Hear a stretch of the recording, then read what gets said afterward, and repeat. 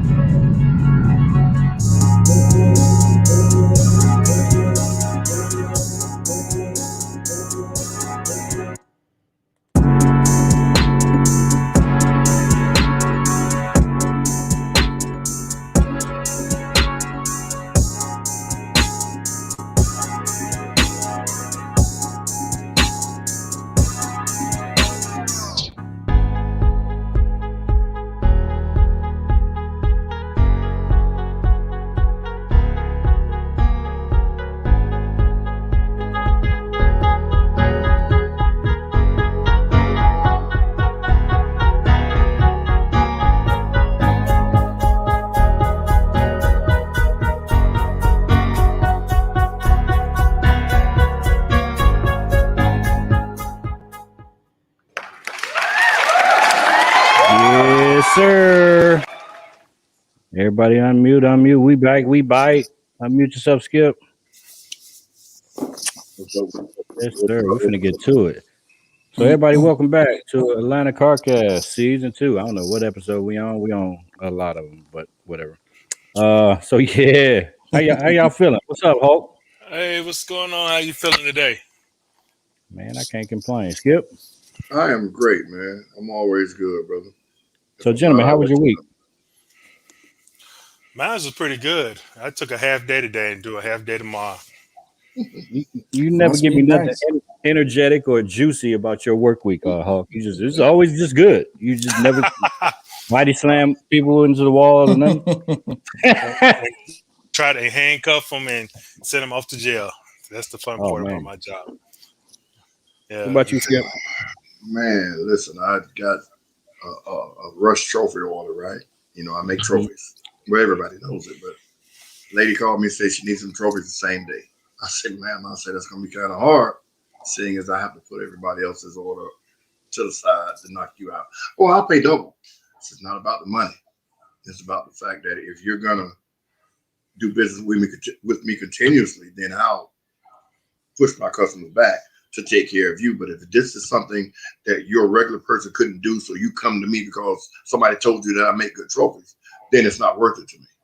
You know, Mm. because my customers are what keep me afloat.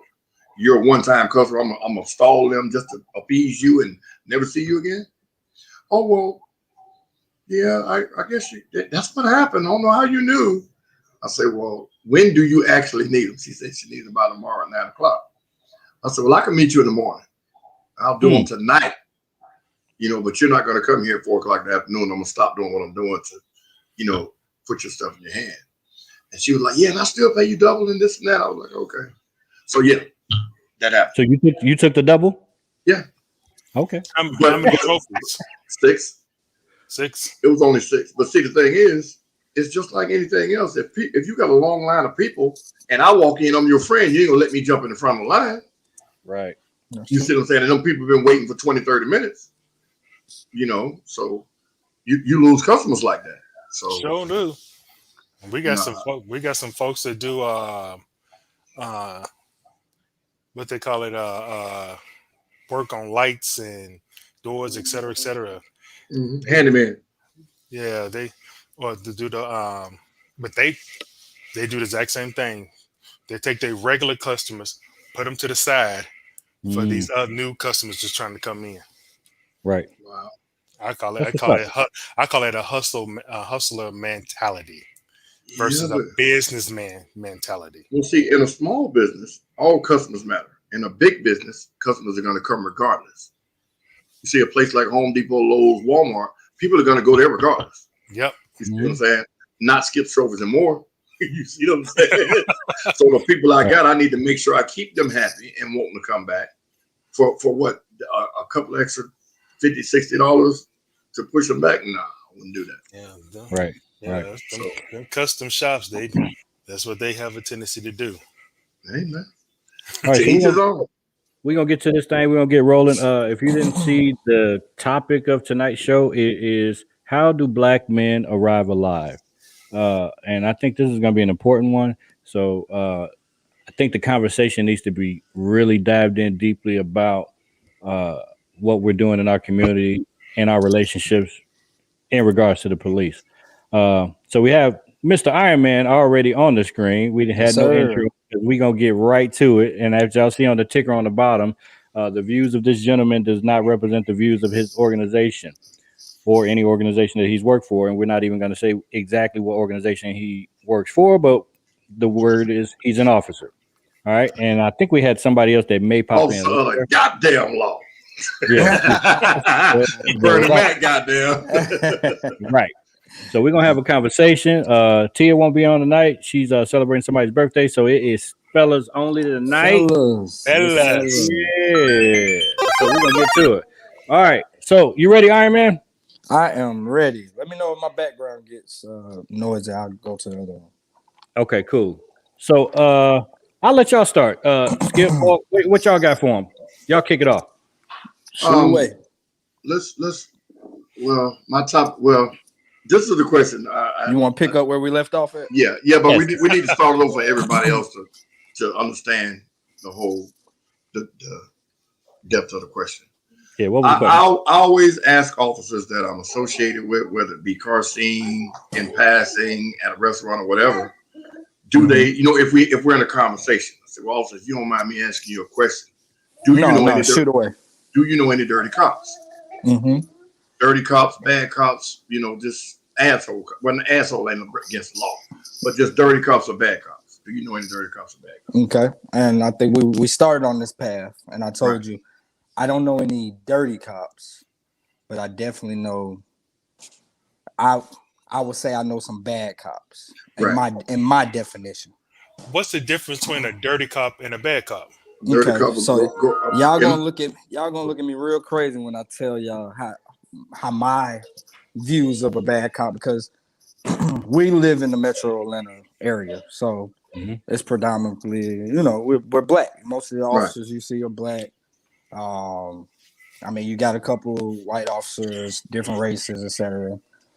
When I say a bad cop, I'm not saying I think my bad cop and your bad and dirty cop are totally different. You're thinking, okay, cop shoot an unarmed black man or plant drugs or something of that sort. When I say a bad cop, I'm talking about a cop who might be over the top, who might sleep on the job, who might not do the right report, and it fails to go on to the next level. One who's lacked training and does things pretty recklessly. You know what I mean? So I haven't experienced someone planting drugs. I haven't experienced. Yeah, that's a dirty cop. Yeah, that's a dirty cop. That's you a know dirty what I mean? cop. I haven't experienced a cop steal anything or take anything from somebody they locked up. The opportunity is there. For instance, like I said, I do warrants a lot with a bunch of different guys. You see money, drugs. I mean, you got the opportunity to be a dirty cop. It's easy. It's easy to be a dirty cop out here. I mean, and how long you been in law enforcement? I've been in law enforcement 6 years. Okay, 6 years. So, like I said, y'all probably wouldn't be too happy with my answer. But no. Every cop's every policeman's answer is going to be different, and I always phrase the question that way because, like you said, Your definition of dirty cop and my definition of dirty cop is exactly the same.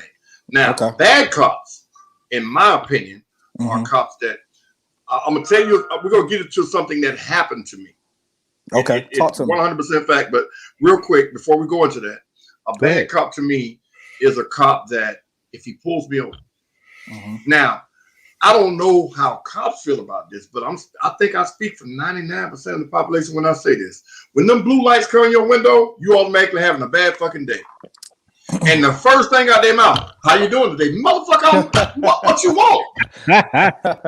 You see what I'm saying? And see, y'all have cops have, I call them trigger questions, but they're questions that will try to get them to know whether you're doing something illegal or whether you're nervous or whatever else. Right, I do it too. Exactly. So this is what I do when I get pulled over now. But they're trained to do that, though, right? Yeah, but see, the thing is, it could cause unnecessary bullshit. I'm pissed off at work. I'm speeding. You pull me over. Okay. Right. My license and my registration. Well, I need the insurance card. Right. You don't. You wear my tag. You know what? My fucking insurance is valid. Man, write me a ticket so I can go home. Right. Well, how you doing today? Now I'm looking forward. Ain't got nothing else to say. That's me. Right. See, because now you want to talk. I don't want to talk to you, nigga. The lights on. Well, in general, I don't want to talk to you. You got the lights on. Write my fucking ticket so I can go. All of that extra shit, man, costs them. And see, I'm bigger than most. I'm 6'4", 300 pounds. Yeah. So I'm not getting out the car. You probably got about 4 or 5 officers pulling. Yeah, I tell them to call them. But I tell them to call them. But no, I say, hey, man, call back up. What you mean? I'm bigger than you. I'm not getting out the car. I don't want to go back and forth with you. How tall are you again? I'm 6'4", 300 pounds. 6'4", 300. Yeah, if I see you, I'm calling for backup. It ain't no. I get it. I get it. You're supposed to. No, you're supposed to. But I'm being serious right now. If I see, but see, you doing that, in my opinion, is saving my life. You calling back up when you see me is saving my life. Because if you got somebody with you, you're less prone to just pull your gun out of panic and shoot me. But see, everybody don't look at it like that. People look at it like, oh man, why they need all them officers? Why you need all them officers for that one dude? I'm telling you, I was gonna get there, mister. I was gonna get there. But see, now watch this. But see, that to me, that's just old ghetto ass retort. Why you need all them officers? If all them officers wasn't there, then this officer's prone. If all y'all was to come up, he's getting antsy now. Why the fuck y'all back up? Then he got to worry about me because I'm his main focus.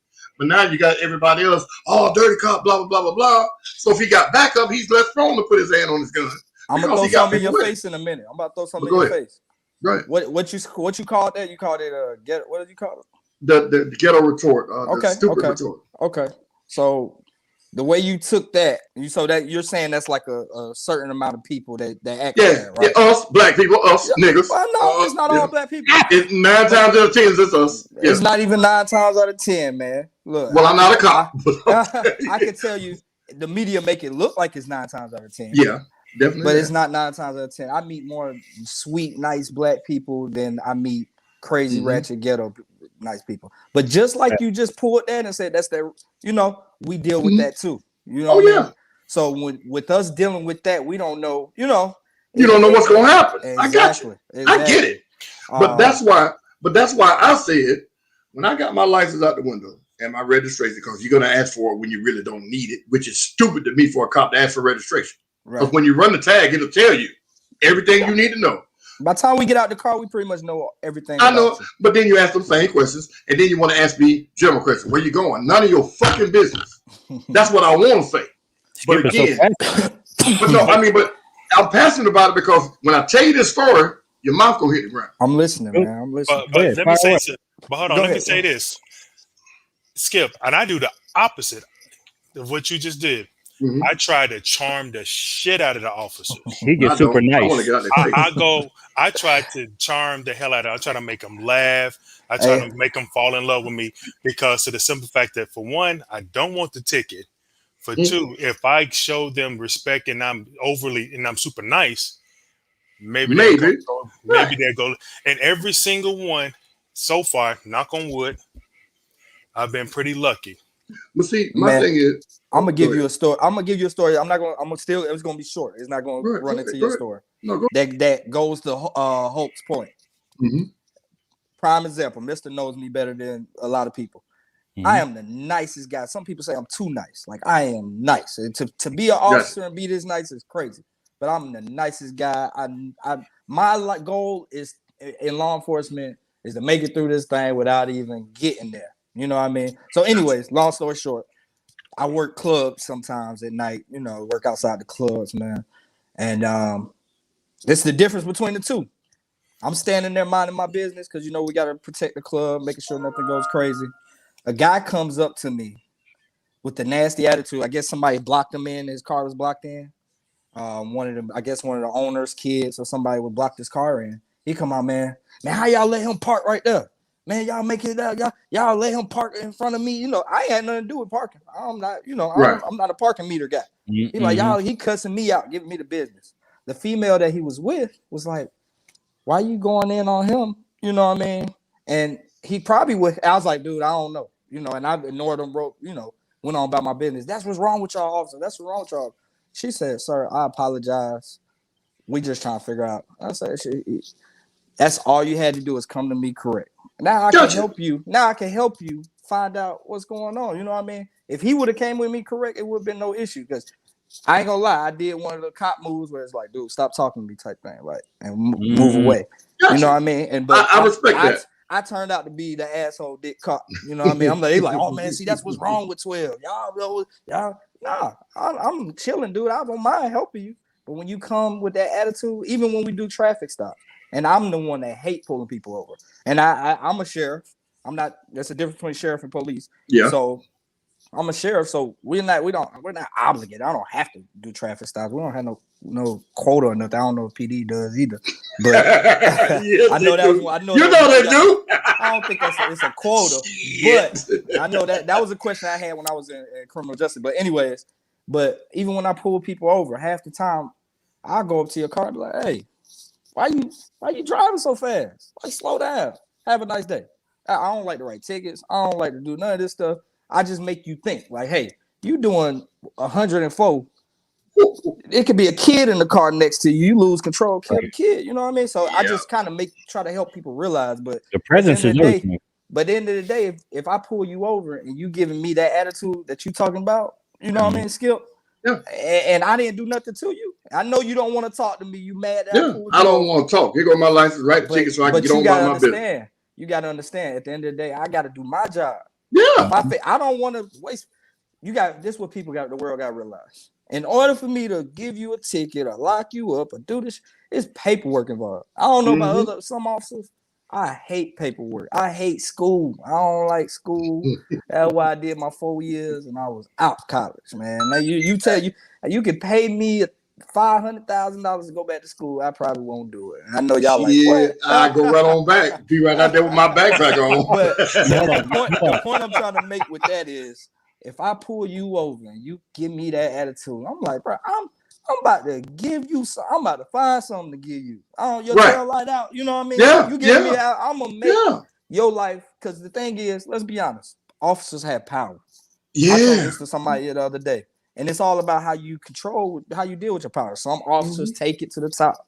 Most of officers here. So he's talking about most of y'all. Yeah. I don't think it's most of us, but you don't. I mean, I'm just saying, some officers just take it over to the top. I know a couple of them. I know a couple of them. Like, dang, dude. Yeah, and I've been on both. I've been on both sides. Like, I've been in my younger years, like, man, fuck you, pull me over.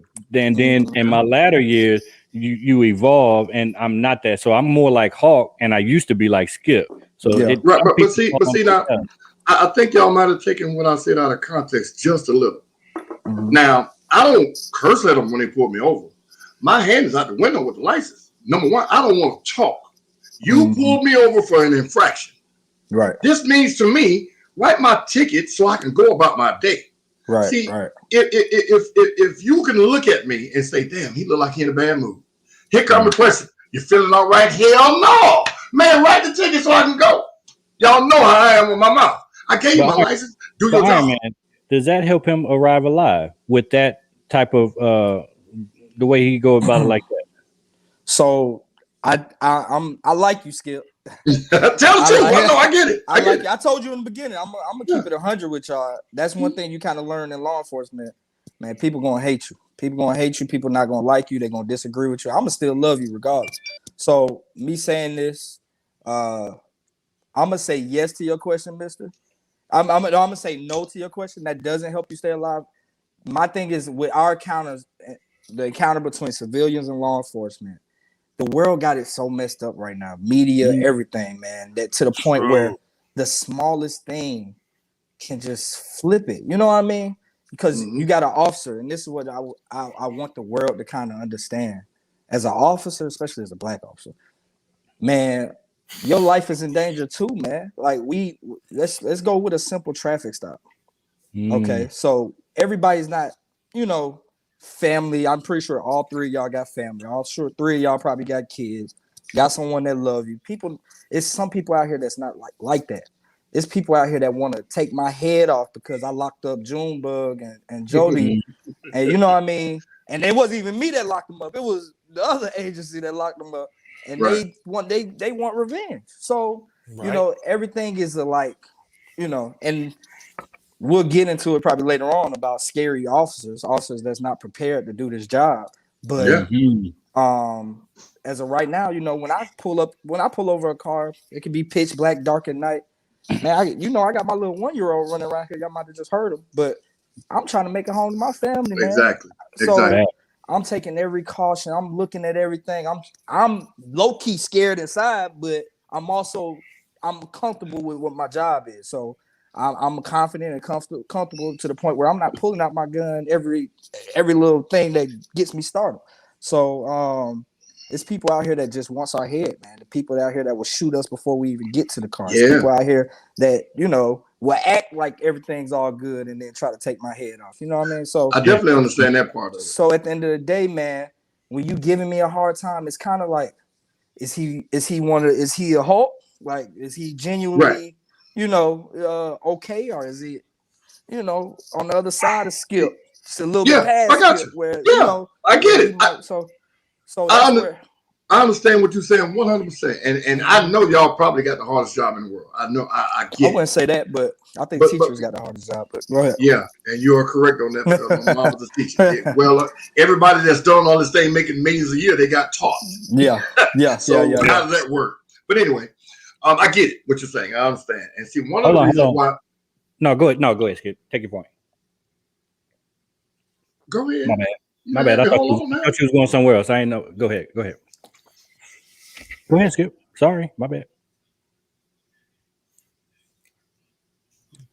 Did he freeze? Okay. All right. Yeah, I froze. I don't know what's going on with my internet. Okay, but my thing is this. Let me tell you all this story. December the 12th is my birthday. Mm-hmm. In 2013, I was working for a repo company. We repoed a stretch Hummer limo. The people that owned the limo said, "Hey, y'all keep it for a week. Matter of fact, y'all can take it out on the weekend y'all want to." My boss of the repo company and a couple of my friends from my car club got the limo, came and picked me up on my birthday the next day, right? Because it was there early that morning of my birthday. And there was a show and making sound competition. We jumped in the limo. It was 3 white guys, 2 black guys, and a female. Like, jump in the limo, go to hang out all day long, come back. It's straight limo. We balling out. None of us smokes, drugs, nothing. Everything is 100% legit. Right here on Cali Road, where the Dairy Queen is, right next to it is the gas station, drug spot. We pull into the Dairy Queen because the girl wants some ice cream. We bail out of the limo, right? The police officers are next door at that little car wash thing. They had like 3 or 4 crackheads stretched out. They had some guys handcuffs on their back, laying on the concrete. So we all start looking like, damn, drug bust. But it's 3 white guys, 2 black guys, and a girl. All 5 to 7 of those cops. I can't remember exactly how many it was, but I know it was between 5 and 7. They turn around when they see the limo and they watch us. When we get out of the car, they instantly forget what they're doing and walk straight over there. I'm the biggest thing in the circle. Hey, man, where you work at? I said, motherfucker, where you work at? Now, people will say I was over the top, but no, I wasn't. In my opinion, no, I wasn't. You got a fucking job to do. You got people on the ground handcuffed. Do your job. Right. You ask me about work is none of your fucking concern. Now, when I said that, he said, and all of them were black cops. The tallest one might have been 5'9", 5'10". Hey man, watch it. No, but I'm setting the scenario up now. So I'm towering over everybody. The white guys, he said, man, leave cops alone. I said, man, fuck them cops. Y'all got people handcuffed. Y'all come over here fucking with us because there's white dudes here.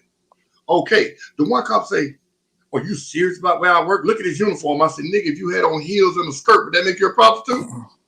Oh, he got mad. Oh, well, you trying to be funny. I said, no, I'm trying to be serious. You stop doing your job because you're some white people. You walked over here as if we were some junkies or something. Look at this limo. I said, now, if you want to ask for a license or something, do that. But where I work is none of your fucking concern. And don't threaten me with jail because I done been there before. This is what I said. The officer in charge, I want to say he was a sergeant, maybe a lieutenant. He comes over there. Hey, man, they try to talk to you. I said, I don't give a fuck. I ain't broke no law. I don't want to talk to them. Oh, if you just shut up, I said, man, I'm old as you are. I'm probably older. I'm probably old enough to be some of y'all daddy. I say, so that shut up shit, tell your kids to shut the fuck up. Right. You know, so man, y'all find something to take him to jail for. Wow. Damn. They took me, listen, if I'm lying, sitting here, and I'll put this on my mama, my kids, everything. That man, they took me to jail for disorderly conduct. Now, this is where it gets worse at. We get down to the cab on Memorial Drive. They go in the Sally Port. They didn't handcuff me or nothing. Go in the Sally Port, I get out of the car. They didn't handcuff you before they put you in the back of the car? No. So you were in the back of the car unhandcuffed? Yes. Wow. Well, number one, he couldn't. They attempted to, and they didn't have shackles. You need some milk. No, they attempted to, and they didn't have shackles. So they was like, well, he ain't resisting nothing. Put him in the car. Get to the in the Sally Port. Go in the back. He handed me the ticket. I said, what's this? That's your ticket. You know, okay, I know when you go to jail, they give you all that when you're born out or whatever, but he handed it to me, so I'm standing there with a white guy in front of me, and I go up and I hand the lady the paper. What's this? I said, well, the officer just gave it to me. I'm not sure. I didn't know why they arrested me. I had no idea what the charge was. So she read the ticket. She said, you got charged with disorderly conduct. Okay, what the rest of the paperwork? I was like, what do you mean? They ain't bring you to jail for this shit. I was like, well, there go the officer right there. He was leaving. So she called him back in and said, hey, this is a disorderly conduct ticket. Why did y'all bring it? Sarge said, bring him to jail. They kept me down there for 8 hours. The bomb was on. No, go ahead. I tried to tell them, say, hey man, listen, I got the money in my pocket to bond out. Whatever it is, it's a misdemeanor. I didn't know what the bond was, but I'm quite sure it was a bond for it. They were like, we'll process you. So now, in my opinion, my feeling at the time was they told them to keep me as long as possible. The shift changed. 2 o'clock in the morning, 3 o'clock in the morning, they wake me up. I'm in a holding cell with, the rest of the guys or whatever. They wake me up and say, hey, man, you've been released. I didn't get fingerprinted or nothing. Wow. I said, well, they ain't even book you. Hold on. Yeah, I said, hold on. I said, I need my court date. Now, this is my thinking. When I go to court, I want a trial by judge. I want them to tell the judge why they took me to jail, why they kept me there for 8, 9 hours. And, maybe it'll open somebody's eyes at how they're treating people for no fucking reason. Get ready. They put it off for a month, 3 months, whatever it was. Go to court. The officers don't remember me. When I walked into court, I saw them. I was like, yeah, the motherfuckers, we got them. Now you got to tell the judge what's going on. Yeah. When the judge called my case and said the date, they both looked up and did like this and saw me and went to the state attorney and whispered in his ear. He went to the judge and said, hey, the officers don't remember this case. They want to dismiss it. Before I could say anything, they dismissed it and had me leave the courtroom. Wow. Escorted me out the courtroom. They didn't say, well, your case is dismissed. You're free to go. They said, well, okay, sir, your case is dismissed. You can leave now. This is what the bailiff did. So you saying the moral of the story is you should be like that or you shouldn't be like that? No. I'm just telling you about my idea of bad cops. See that power he was talking about? Yeah. They used it, and then they used their influence to sweep it on the rug, so to speak. Now, I've since talked to some more cops, and they told me, oh, yeah, you in lawsuit for false arrest and blah, blah, blah. Yeah, but I ain't one of them dudes that be looking for false, shit like that. I'm just trying to figure, trying to see. Go ahead. Well, I was just gonna say, to fight that as a black man is hard. You know what I mean? And when I say fight that, I mean this is my take from it. And I'm in law enforcement. So you taking this from a black guy and a black man in law enforcement. Okay. The justice system is fucked. Oh, I've been in prison. I know. No, I've been in the system. Everybody's mad at officers. I know you don't like police. I know half the world don't like police. But y'all gotta take this energy to the justice system. And this is why I do it. I ain't gonna lie, when the riots and stuff happened, I wanted to quit so bad, man. Y'all don't understand, man. I was living downtown. I had a newborn. You know what I mean? I wanted to quit so bad. But somebody told me, man, what you doing this for? Like, you doing this for your people. It's only one way we're gonna make change in the justice system. It's get in there. I'm in here right now. I'm not part. I'm attached to the justice system, but I'm in the law enforcement side. We need people to be lawyers, judges. I mean, we need our own people that's going to look out for people, because I ain't gonna lie, the officer can do everything wrong, but if the court and the justice system start holding the officers accountable, then we can get progress. Because right now that's not happening. Right now it's not happening. The justice system is totally crooked, messed up. I'd have worked in the court system for 2 years before I got to the streets. I worked in the jail for 2 years, the courts for 2 years. I've been in warrants and doing streets for the 2 years now. And when I say the justice system is shitty, now it's making progress in a sense, but it's shitty. The one thing I think can happen or should happen, like yesterday, is officers should be held to the same standards that civilians are held to. In other words, you kill somebody, you go to jail. You see what I'm saying? Yeah. Can y'all hear me? Yeah. I was. Can y'all hear me? Yes, sir. I heard you. Okay. Well, what I'm saying is, you kill somebody, you go to jail. If a civilian kills somebody, he don't get to go home with pay. You see what I'm saying? That's not true either, Skip. See, and man, you name. Come on now. I see it firsthand, man. I told you I'm gonna keep it a buck with you. Okay, go ahead. Well, please enlighten me. Keep it buck. And I'm not gonna say you the problem, Skip. I told you I love you, man. I know. Tell me the truth. No, I mean, if I am, say it. You're not the problem, but it's too many people speaking on stuff that they see minor, little of. Let me say little of. I see a lot of. So it's not. That's not the case. My boy, he was supposed to get on. He's former APD. Yes. Oh, look at the devil. Speaking of the devil. He said, look at the devil. He said, look at my bad. Speaking of the devil. But he can tell you better than anybody, because, like I said, we work two different styles. Two different branches. Okay, so what you're saying is... But what I'm saying is, you want to know why Atlanta's so hot right now? Because Atlanta hot. I don't know if you've been paying attention to stuff. If you're on social media, ATL Scoop, all that stuff, Atlanta is hot right now because, people are out. You talking about murders? I got a homegirl who baby daddy is beating the crap out of her. Mm-hmm. Bro was in prison, got paroled back to Georgia. And where he at? He in the streets with warrants. Like, it's happening more and more. And people like yourself, he was a police officer? No. Okay, because he's a civilian. We off track though. We got off track. I said that if officers were held to the same standard that civilians are held to, they wouldn't do as much dirty, not you, but the dirty cop, the shooting and the killing. If you kill somebody, a civilian kills somebody, they go to jail. Officers go home with pay. That's what I'm talking about. And I gotta disagree, because at the end of the day, if I kill somebody and I'm not justified, like if it's not a justified, and I think it's a lack of understanding of the situation. But when we come into an encounter where it's a shooting involved, we're looking at what happened in the situation. So in law enforcement, we're trained when we use deadly force to stop a threat, and that's to protect an innocent life, or your own, or someone else in the area. You get what I'm saying? Mm-hmm. So I really don't want to use the Rashawn Brooks. I don't want to use it. I'm not. Okay, well, you use the one where the cop shot the guy that, on the passenger side where the wife was filming it live. And he said, well, I got a gun on me. And the officer told him to get the gun, and he killed him. That officer should be in prison under the prison. But see, that makes my point. He went home with pay.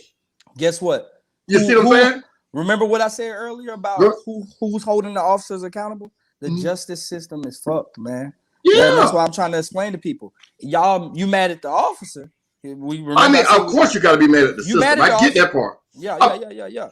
But we got at the end of the day, the change got to be in the justice system. You got to get because there's no way. What you say? You make trophies for a living, right? Yeah. And what do you do again? Hope. I work for I'm loss prevention. Loss prevention. And Mister. I sell crack, nigga. But check this out. Every single one of y'all jobs, is there not a bad employee or a ain't shit employee or a dirty employee? It's gonna come through where it's scary, bad, dirty, racist, everything, and they're gonna come through law enforcement. People ask me, y'all got to be held to different standards, which is true. We got to be held to different standards. And I'm gonna break that down for you in just a second. But we got to be held to. Yes, definitely officers need to be held to different standards. But in our day and age, we gotta understand it's time to definitely hold the community to a higher standard. Like, we can't be human. We can't give everybody an excuse or they just ain't know better. I personally feel like just not resisting. You know what I'm saying? Anytime officer, like, again, me personally, in my 5 years of policing, anytime I came across nobody, I never told you to put your hands behind your back unless I had to. You know what I'm saying? I never took nobody to jail unless they had to go. You did something to go. I deployed my taser one time. The only reason why is because that gentleman resisted arrest. He did not want those handcuffs to go on his back. I asked him multiple times, over 20 times. When they went back and replayed that video, it was like, King, come on, you. Wait, hold on, Joe. You said resisting arrest. Can you be a little bit more specific? So what got to the point where it switched? When you say resisting arrest, again, it's passive and it's pretty much aggressive. You know what I'm saying? So a lot of times when you see somebody resisting and it looks like they're not doing anything, they could be not trying to give their hand and they just strong arming. I personally arrested a dude who was on Ponce and Monroe. No, Piedmont and Monroe. Butt naked. He was on drugs. Young black male. He was 29 years old. He was high out his mind, running butt naked, swimming in the creek. I had to chase him over 100 yards just to catch up with him. I pulled out my taser to tase him, and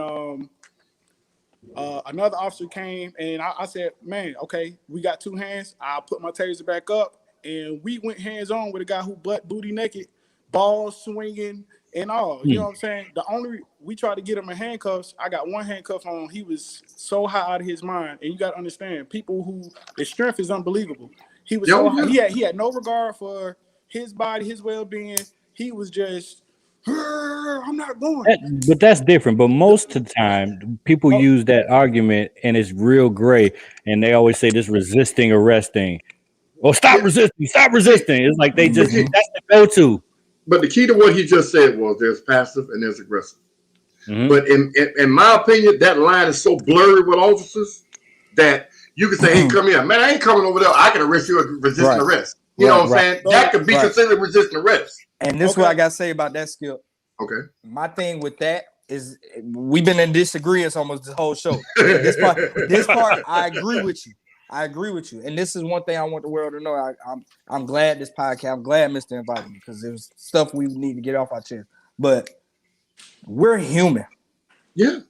We are human. It's a superhero job, but we are human. And when I say that, I mean we got egos. Yeah. We got attitudes. We had bad days. You had bad days at work where you just told me about the lady. Yeah. So it's times and things. Bro, sometimes, like I said, I'm the nicest guy in the world.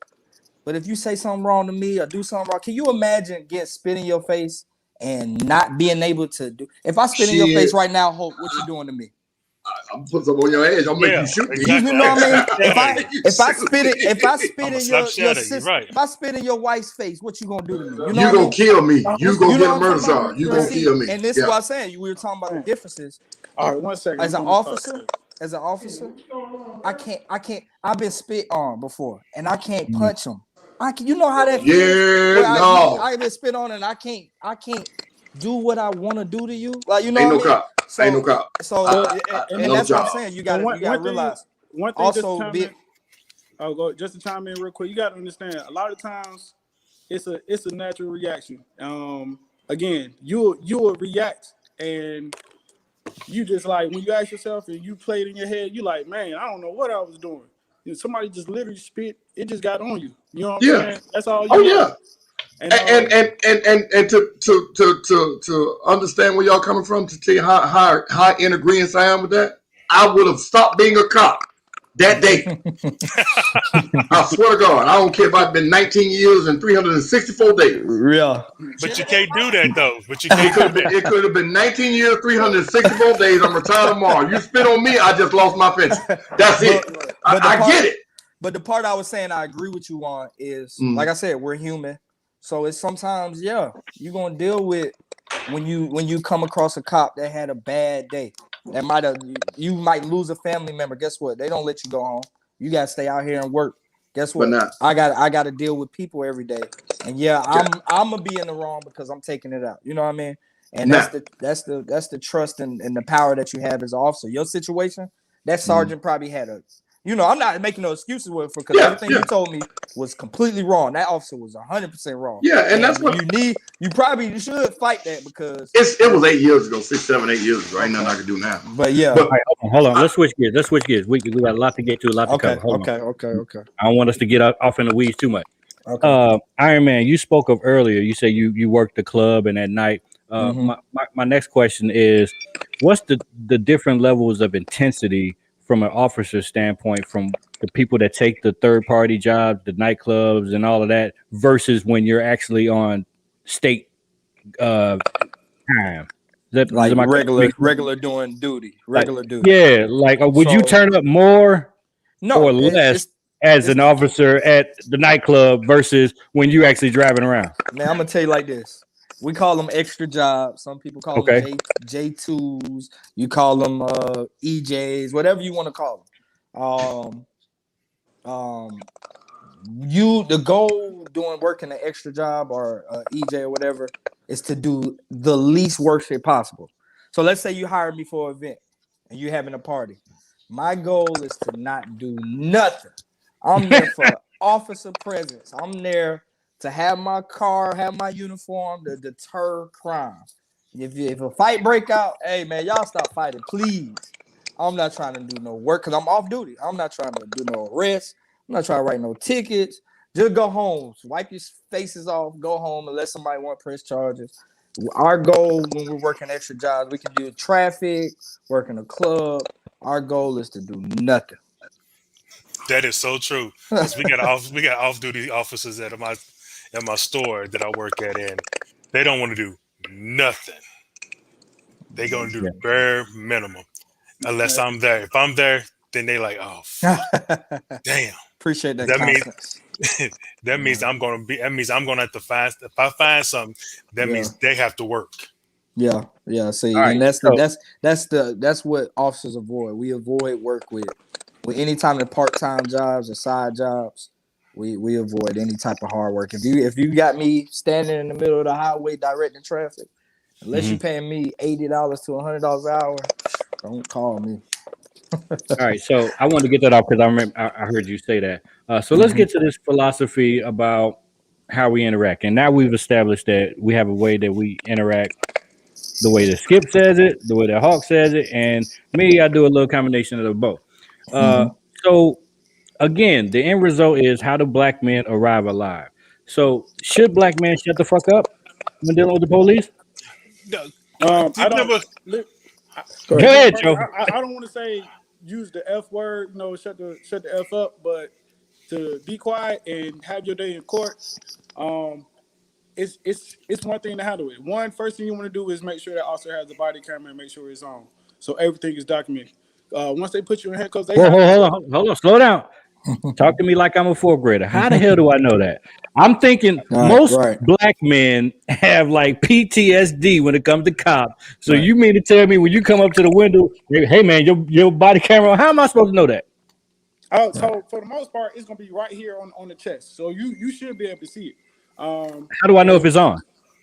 You can ask, sir, is your body camera on? And again, and this is the thing, if it's not on, anything that you say happened, the department is gonna have to believe that it happened because the body camera is not on. You could say, man, he stole $8,000 from me. Come on now. Come back to the real world. Come back to the real world. I'm gonna cut you. I gotta disagree with my boy on that one. No.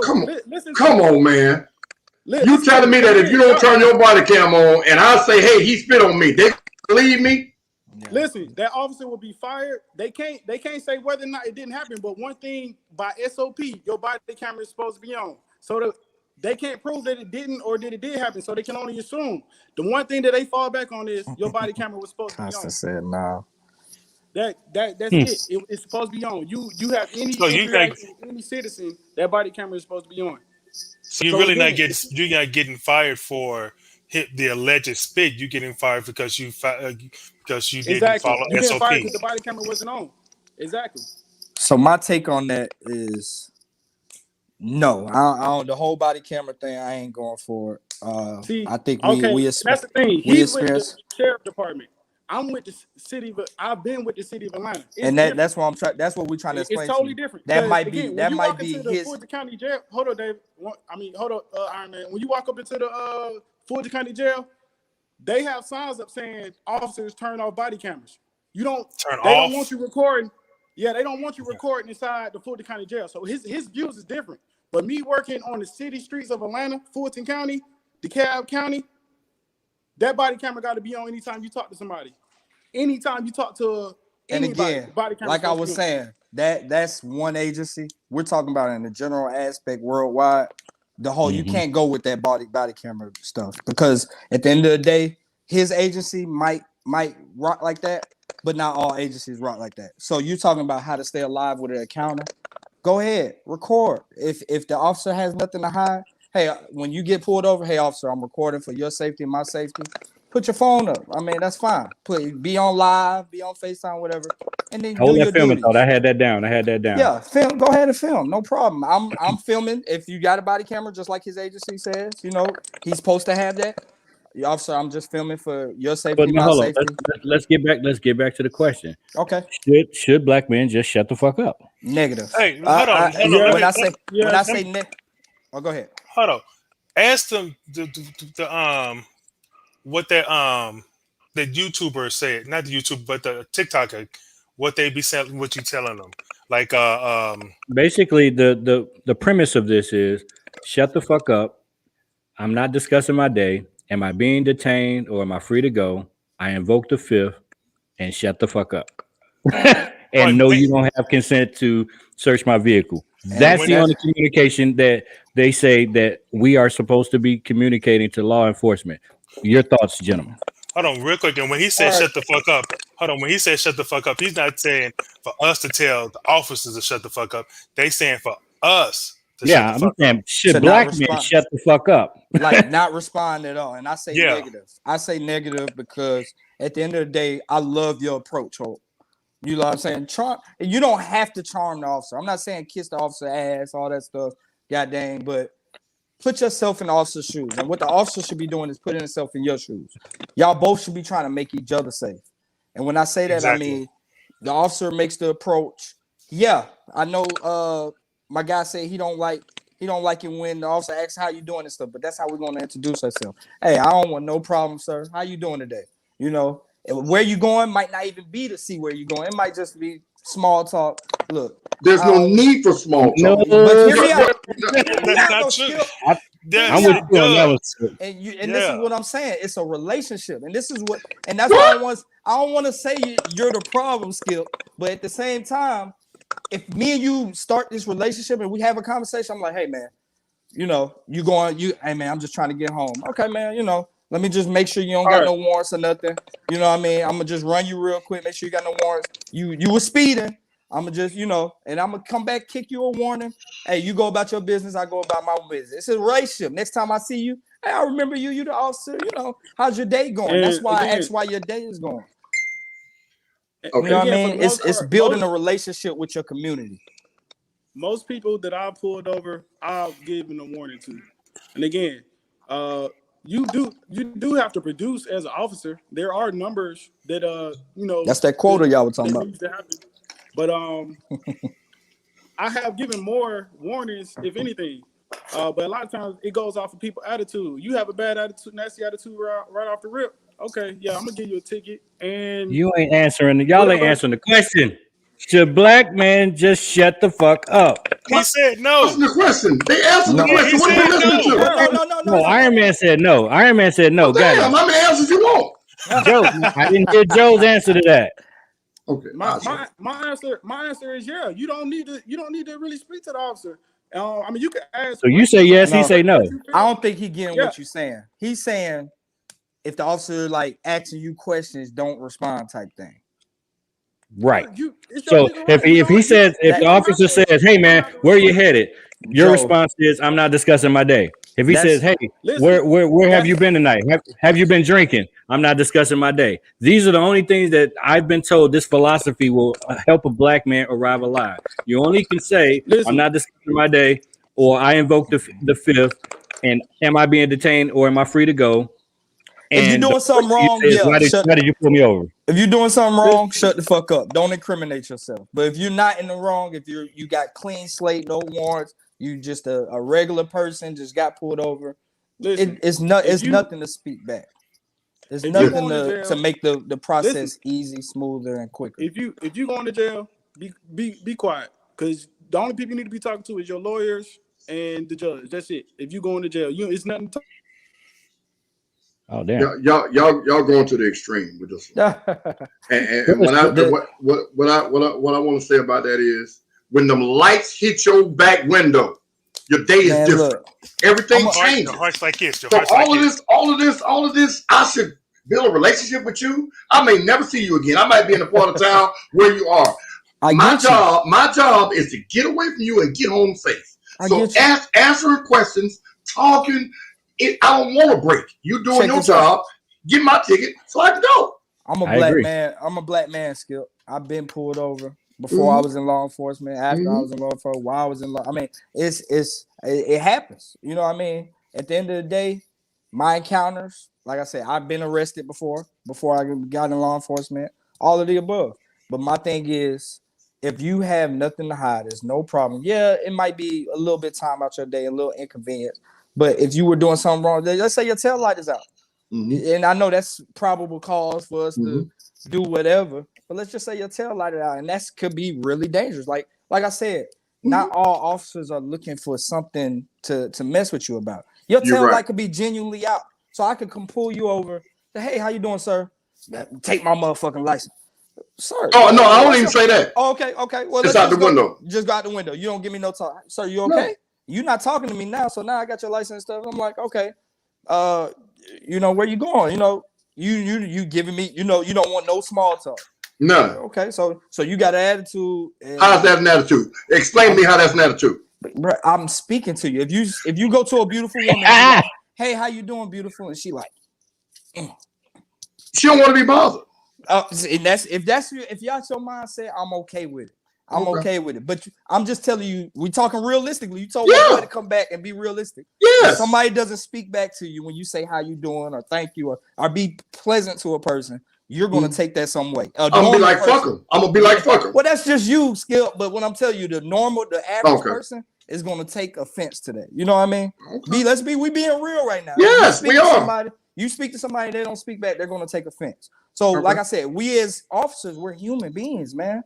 So if I know for me for a fact, like I said, I told y'all I'm the nicest guy in the world. I don't really, I'm so nonchalant and cool and chill. It won't really offend me, but it's like, damn, this motherfucker really goddamn. Like I said, I'm a nice guy, but I'm gonna talk shit in my head. Yeah, but see what I was just saying that if Skip was in that same scenario and he just when the officer asks him those questions and Skip just says, "Hey, I'm not discussing my day," right? That sends the message, and it won't be received as disrespect. Right.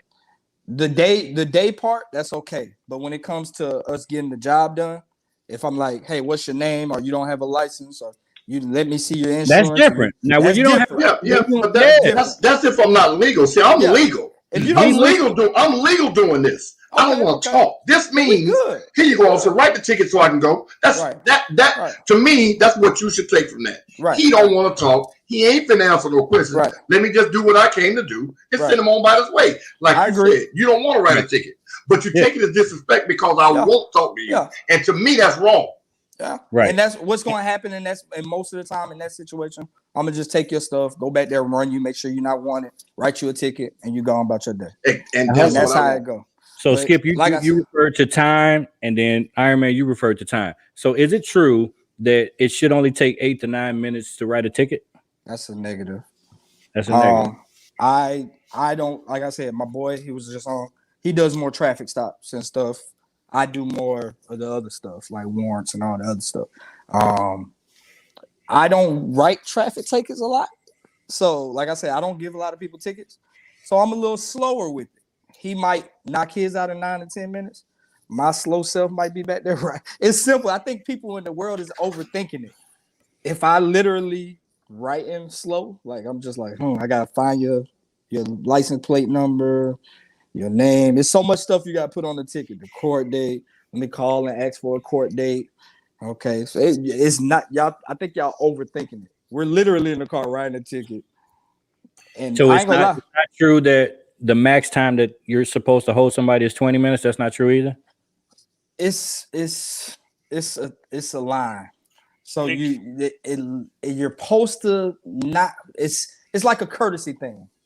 You're not supposed to unwritten rule. Yeah, like an unwritten rule. You're not supposed to really have them longer than 20 minutes. But I ain't gonna lie, my first traffic stop, that person was out there for about 35, 40 minutes because I didn't, like I said, that was my first traffic stop. So it took me forever to write the ticket. The person ran past the school bus while I was stopped. I didn't even want to pull them over, but everybody was looking at me like, you ain't gonna pull that person over? So I went ahead, pulled them over, and yeah, it took me forever to write that traffic ticket, man. Simple ticket. She apologized. I told her, hey, I gotta write you a ticket. I'm sorry for writing you this ticket, but you gotta take this ticket. So it took me about 40 minutes to write that ticket. Well, she deserves that one though, because she should have ran that. Because I'm just saying, man. It should have hit a kid, it'd have been even worse. So let's get back to the topic at hand, because I'm passionate about this, and I think the educational and the information is just not out there. I think the last time we talked about this, we approached it from a standpoint of, is somebody doing something wrong? Like are these young men or these young boys, are they doing something wrong that's lending them? Skip, how did that? You remember how that conversation went, Skip, when we were talking about this? Or no? Was that with the we were talking about the lawyer? Was it with the lawyer? Yeah, I think so, or something. And I was trying to make a point, but I think the question was, what can we do better that gets us better outcomes and not dead? Like, I mean, what are we doing? Man, I should run for mayor. We doing differently. This is and my this is as a whole. And this is my. When you asked me to do this, man, I cleared up every schedule, everything. Cause me and my boy that was just on here, we argue, we debate, we talk about this all day. Because as officers, there's nowhere to really vent about certain things. But me and him, since we got in this day one together, we've been talking about. What I wear on my outer vest, it's a thing that says "Be the Change," and we've been talking about how can we bring law enforcement and the community together in a sense, like. And the fix for it, man, is trust. We trust. The trust is going to come, but right now it's a lack of understanding. Yeah, the people that we arrest, man. Look, and I'm not bragging on myself or tooting my own horn. Yes, I am. People, y'all gonna be like, what the fuck? People thank me after I lock them up. Like I said, I'm a nice guy, so I'm gonna do it. like when I say I do warrants for Skip would not thank you if you locked him up. I'm gonna say that right now. If you got a warrant for your arrest, you gotta understand I'm the middleman. So you gotta get this straight. I'm gonna do everything to help you get this in order while I take you to jail. If you need to call your lawyer, whatever, mama, do this. If you know you got a warrant, whatever. But I'm gonna be as genuine and kind-hearted as I can unless you coming at me the wrong way. But we ain't But talking about you. We're not talking about me, but we're talking about in general. In general, But it's see a lack now- of understanding because I see a lot of it with other officers where some officers don't understand how it is to be a black man in America. When I'm speaking of the ICE officers, and sometimes people don't understand. Nobody understands really how it is to be an officer in America. And I know y'all, in y'all eyes, it's like, oh, y'all get free apartments sometimes, free coffee, free donuts, all this stuff. No, at the end of the day, we're working a superhero job and we're regular humans. When somebody starts shooting up the school over here, I'm running in there. When it's a bomb threat, I was just in there. They just had a bomb threat up the other day. I'm in there. My little son, y'all lives. I'm protecting y'all lives over my own son's life. You know what I mean? And people hate me. You don't know me, but you hate me. And I'm out here putting your life before my son, my wife. You know what I mean? I get It's a lack of understanding from both sides. It's a lack of understanding from both sides. Some officers, once they get this power, because it's a lot of power that comes with this, they don't understand, they never been through what some people struggle and go through. You might be having a bad day. You know what I'm saying? You get pulled over, it's just like, bro, don't talk to me. Skip. Take my thing. You know what I mean? And I understand why Skip feel like that too, because not to cut you off, Skip, I'm sorry. But people have these experiences in their past and it brings them to feel like Skip feels. Like if you've ever been snatched out of a car, thrown on a hood, roughed up, and in some cases beat up for almost no reason, you turn out there and you end up like Skip. Man, it's really, but see, it's more to it than the reason that's a situation that happened to me. It's that when, like you just said, man, it's a superhero job. Yeah. The responsibility that you take home by taking that job. Yeah. I feel like none of y'all exhibit that responsibility. And let me explain that. I agree. Let me explain that. I agree. You say you got when the shootout go in, you got to run towards the shootout where everybody running away. That's part of the job. I agree. But what's also part of the job is understanding that person you pulled over don't want to be talking. Yeah. But it's your job to engage him, and if he don't, he got an attitude. You see what I'm saying? So you just like you said, your job is what it is. You should also think about the fact that, man, when these lights come on, as a black man, not you, but as the black man that gets pulled over, oh goddamn, I just want to go home. Yeah. If you approach the car, and I know you have to approach the car the way y'all have to, right. Scenarios and danger and all that. But if you approach the car with, I know they're gonna have a bad attitude, so me asking them how his day going is stupid. It's asinine. Well, how your day going? I don't know that you're gonna have a bad day, Skip. Like I said, the media and some people push that narrative, but a lot of black people, a lot of people that I pull over and have encounters with, they're more like Hulk. I get pleasant encounters. Even when all the riots and stuff was going on, I was going to people's houses, knocking on their door. I'm in the hood. Like I said, my name pretty good in the hood. I go to the hood and it's straight love. Hey, officer, please be safe out there, man. I know it's a tough time. Hey, please. And I'm talking about folk that you would never expect. Folk with tats on their face. Like at the end of the day, the job we're coming into is a job. So you're gonna have the bad in there, man. And the bad is all we can do is try to weed the bad out. We can weed the bad out. But with that statement, trying to read the bad out, we don't see it. Now, maybe you see it from the inside, being inside, but the public has never seen. Well, I take that back. In California, the one cop that turned in the dirty cops, and he ended up killing the other cops because they got at him or whatever, and then they killed him up in the mountains or whatever. I ain't hear about that one, but I'll look into it. But yeah, there was a cop in California that they were doing an arrest or whatever, and the female cop took her gun and hit the guy and blah, blah, blah. He turned her in. They blackballed him and ended up fining him for some stupid stuff, and he just lost it and started killing cops. Oh, and yeah. I remember that. Yeah. I remember that.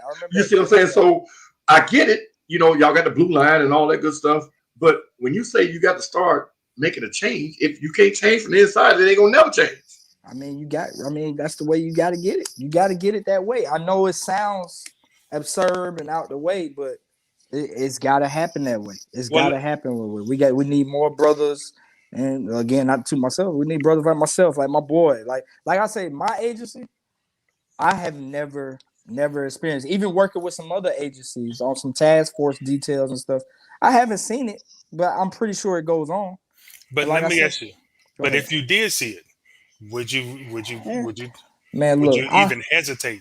let me tell y'all like this. I was so disgusted with the Philando Castro. We talked about that.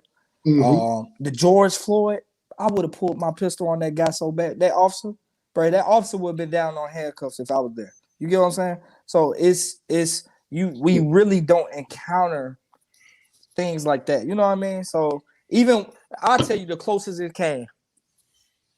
I think I was on a warrant when I first got out to the streets. And I seen it happen with my own eyes where, you know, one of the officers was being just a little bit too rough. Like I said, he was human and aggressive with the guy, and the guy was being aggressive back with him. But he, like, you know, a lot of times when we have them encounters, another officer steps in and be like, "Hey man, pull both of them, separate both of them." It's like, "Hey man, you ain't gotta do all that." Where he's checking the other officer, like, "Bro, you doing too much." You know what I mean? So it happens more than y'all know it. Of course, it's not gonna be. I mean, but every one of these officers, see it. specifically the one, you're not gonna see it much. It's the something- officer in the George Floyd case had numerous issues, numerous complaints, and all of that. So it's like his peers knew this information. So it's You like, talking about the ones that were out there with him. No, the ex-officer that killed him. The one Yeah. officer that nailed him. yeah. I mean, it was officer that multiple kneeled off. complaints, multiple Yeah. situations. Yeah. And it was a previous history of all of that stuff going on. So it's like everybody say it's just bad apples. So all of these bad apples exist out there, and y'all don't know who they is? That's what you're saying? Yeah, that's pretty much You what I'm don't know saying. any of the bad apples in your agency.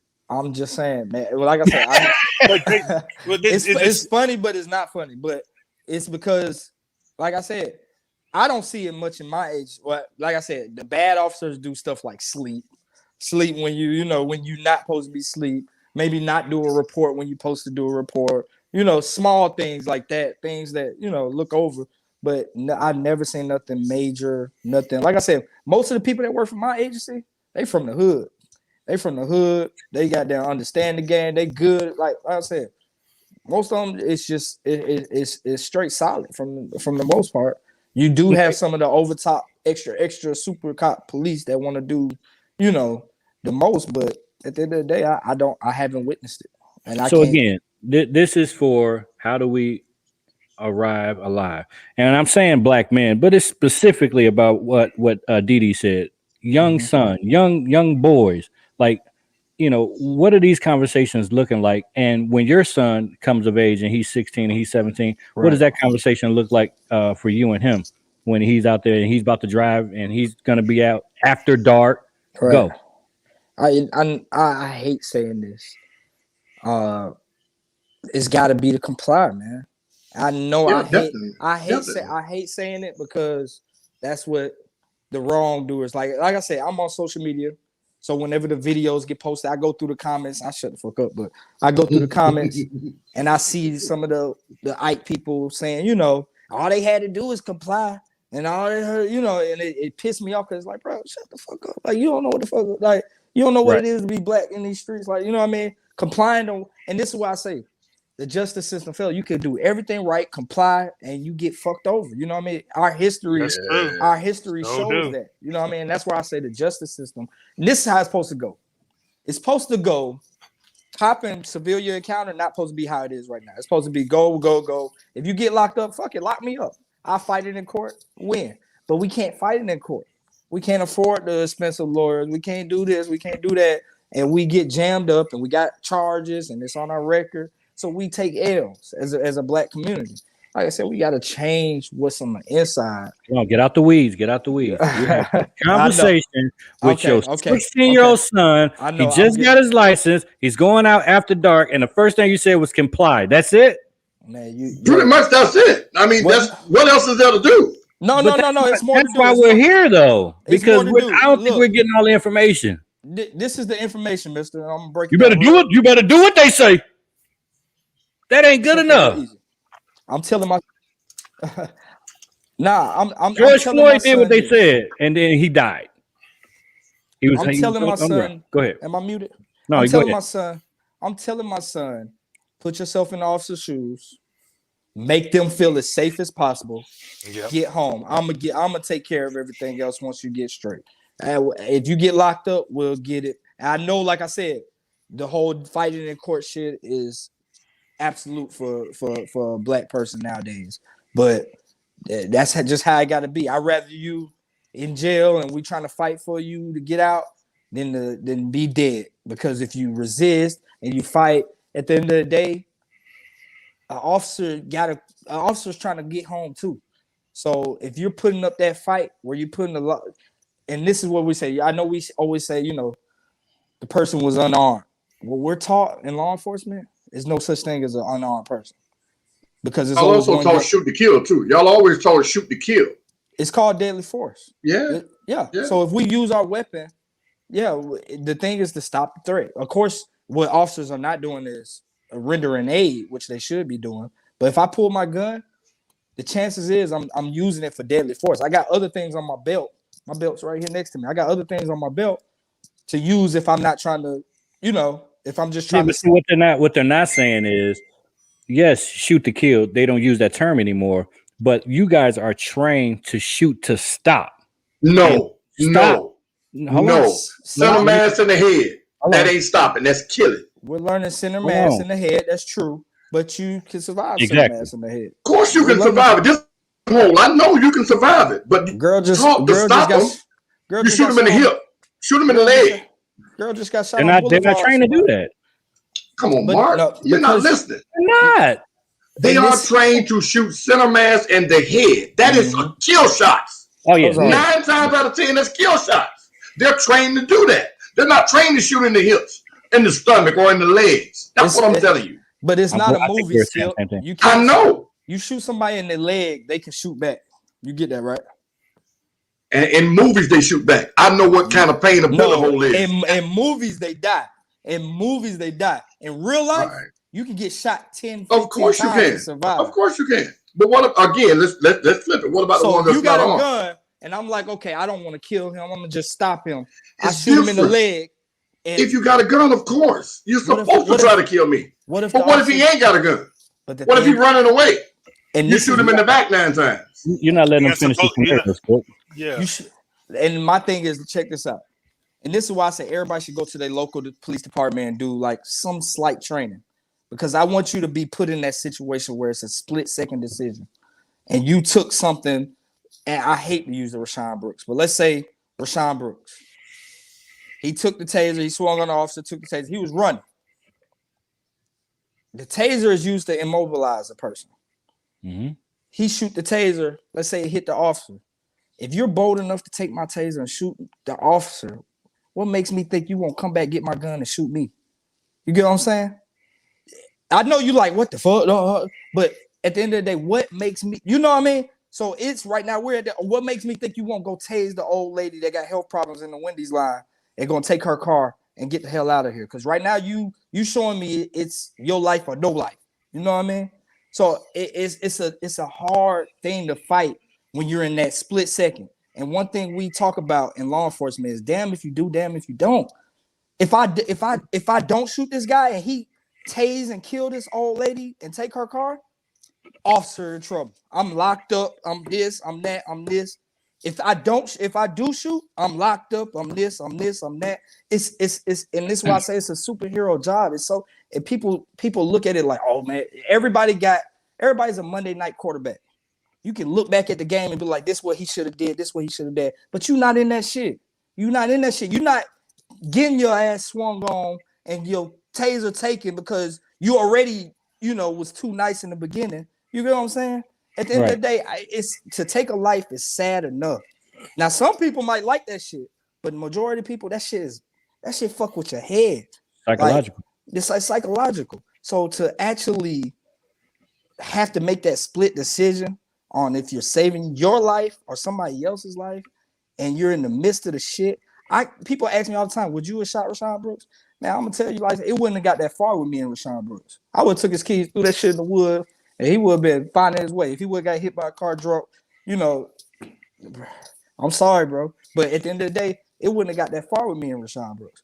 But to say I'm not going to shoot or to say I will shoot, I can't even say that because I'm not in that shit. That shit is different. That shit is different, bro. And go ahead. I was gonna say I put myself in that same predicament as well. I'd be thinking, would I have shot if I was an officer? The first thing I thought was, yeah. Hell no.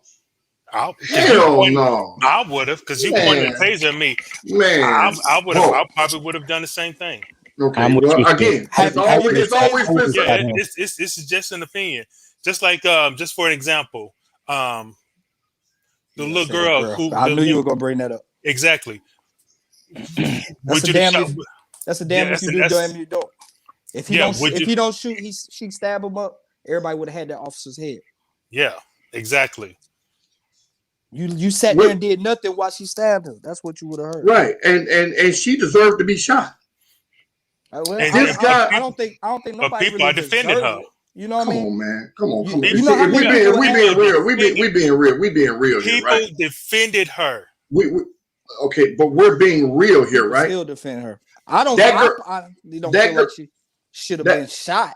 I probably would have tased her and tried to render aid to the first girl. Man, jumped on her real quick. I don't know if I would have shot. I can't speak on, and that's the same thing with Sean Brooks. We're Monday night quarterbacking on a situation that we're not in the middle of, because that's the thing with law enforcement. It's damn if you do, damn if you don't, and that's what the world's not understanding. Now, some shit like the Philando Castro, I'm burying him under the prison. George Floyd, send that nigga under the prison. Like I said, it's certain situations that I can get behind and I can support.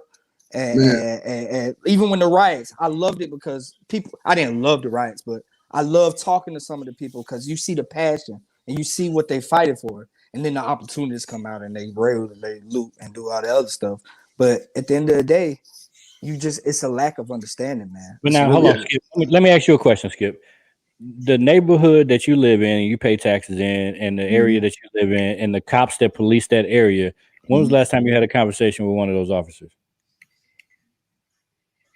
There's a sheriff that lives like 5 houses down. He and I are cool. But actually having a conversation, not since I talked to Duke with Infusion. Do you care to have a conversation with the police that police the area you live in? What about what? That's the thing. The areas that the police and the residents, that's the problem. We're not having these conversations with the people that police the area. Like me talking to somebody that's the DeKalb County police officer serves me no justice in the area that I live in because I don't live in DeKalb County. But me living in Rockdale, me talking to the sheriff of Rockdale, me talking to the officers that when I see them in passing and stuff like that, it makes a difference in these communities. But this is not taught to our young boys and our men that, hey, we need to start bridging these gaps. We need to start having these conversations. And even though you're scared of them, we got to start somewhere. But it seems what I'm gathering from this conversation is comply. But that's the whole issue. It's deeper than that. No, it's not. It's plain and simple. No, it's not. If you break a law, you're supposed to give him your ID. He's supposed to do whatever it is he has to do to rectify that infraction, and you go about your business. You comply by giving your ID. He writes a ticket, sends you on. That's not the world we live in, though. But that's what it's supposed to be, Mark. That you said, what can we do? Comply. That's it. But see, there's no gray area there. I don't see how y'all think it is. Because the officers have choices as well. If they can either write a ticket or not write a ticket. Exactly, and that should be it. But if you're going above and beyond to be nice, and I'm going to use the word nice, just be nice. Most likely they're going to be nice back. But if you come off as you consider it it's not an attitude. This is just me. He don't want to talk. I don't want to talk. Give me my ticket. Well, and like I said, my thing on that is just simply the fact of safety. you know, you can look at somebody. Let's say we're at a store and you see somebody with a trench coat and you know, acting real suspicious. You automatically get red flags like, oh shit, what the fuck about to happen? Same thing as a law enforcement. It's like, hey, bro, what you hiding? You know, you don't honestly get it. It's not everybody. It's not you, Skip.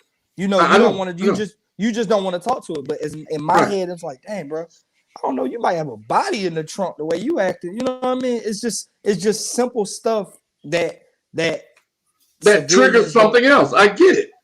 It's but not see, that this it triggers something else. It's the fact that I want to make sure that not only that you're safe, that I'm safe, that somebody else is safe. See, and this is why I argue with police. To me, that's dumb. And now I get it. You're following. Y'all hear me? Yeah, we can hear you. You froze again? I think. I'm trying to charge my phone to keep my headphones in. No, I hear you. Yeah, that's why I keep moving back and left to right. But Iron Man, what do you think? What are your thoughts on what I said as far as with our young boys and go ahead, Skip. Sorry. To me, when an officer says, "Well, what is he hiding?" If you pull me over for an infraction, your concern should be that infraction. Y'all look for any. But let me finish. Okay. Y'all look for any little sign that maybe he's hiding something. Maybe he's a murderer. Maybe he has a warrant. Maybe he just want to get his ticket and go home. But that's what's wrong. That's what makes the traffic stop going off. That's not what's wrong, Skip. Because check this out. What about the little girls that got saved? You see, you don't hear about this shit. What about the little girls that got kidnapped, that got found on simple traffic stops? What about what about the people that got murder warrants and riding around and thought they could get off sweet, but they just got caught on traffic stops? They was trying to be nice as hell. It's okay. Now watch this. But now watch this. What about Sandra Bland?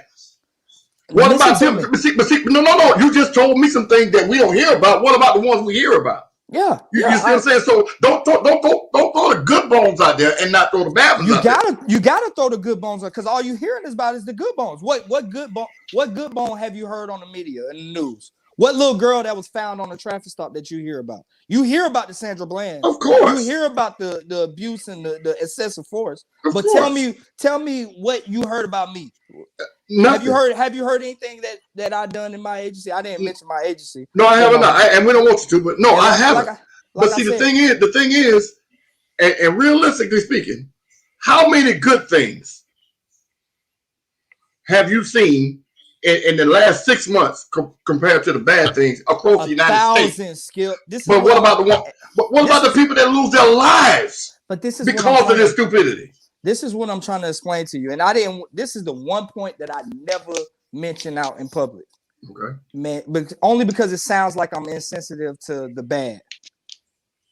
It's every day, literally every hour that an officer today, like I said, every day I go to work, it's something done by me or another one of my coworkers that either saved somebody's life, like in that type of manner. But it's never on the fucking news.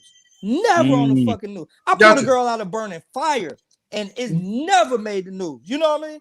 Yeah, okay. But that's part of your superhero job. But listen to me. Hear me out. 6 months later, somebody gets shot, and they're unarmed because a bad, scary officer did it.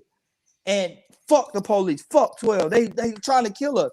We just saved literally 1,000 people over the last. You get what I'm saying? So this is where it's frustrating as hell, mister. Like I said, it's frustrating as hell, especially when you the one doing good out here. You know what I mean? So but see, that goes back to what the question that Hulk asked you.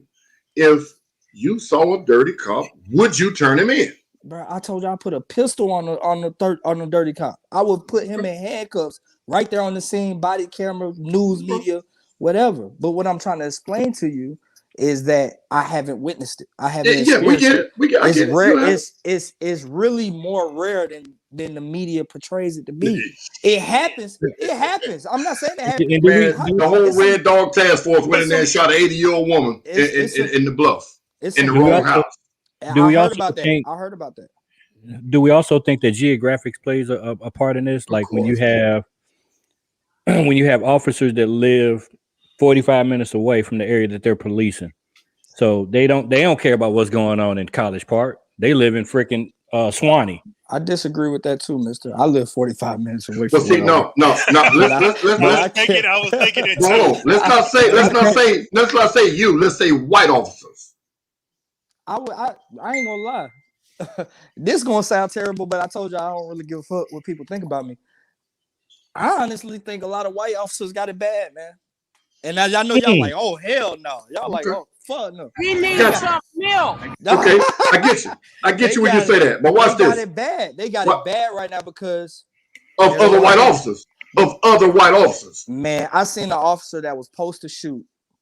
A white officer was supposed to shoot. It was a situation where he should have shot. And he didn't. He got his ass whooped. He got his shit taken. It's because what's going on. It's because what's going on in the world. Yeah, we seen some videos on Facebook like that too, and I laugh because I'm like, when you supposed to shoot, you don't. One of my closest friends. But if he did, it'd have been a backlash. It would have been a backlash, and that's the thing. What I'm trying to explain, and I'm not saying everybody, but sometimes we as Black people, we gotta take accountability, man. Like I said, right now the city is fucking hot. People breaking in cars. ATL Scoop is just promoting the shit. It's like they superstars on the shit. Like it's hot, man. They taking your cars. I had to talk with my dad. My dad 57. And he like, man, I gave him a gun. I trained him on the pistol and everything.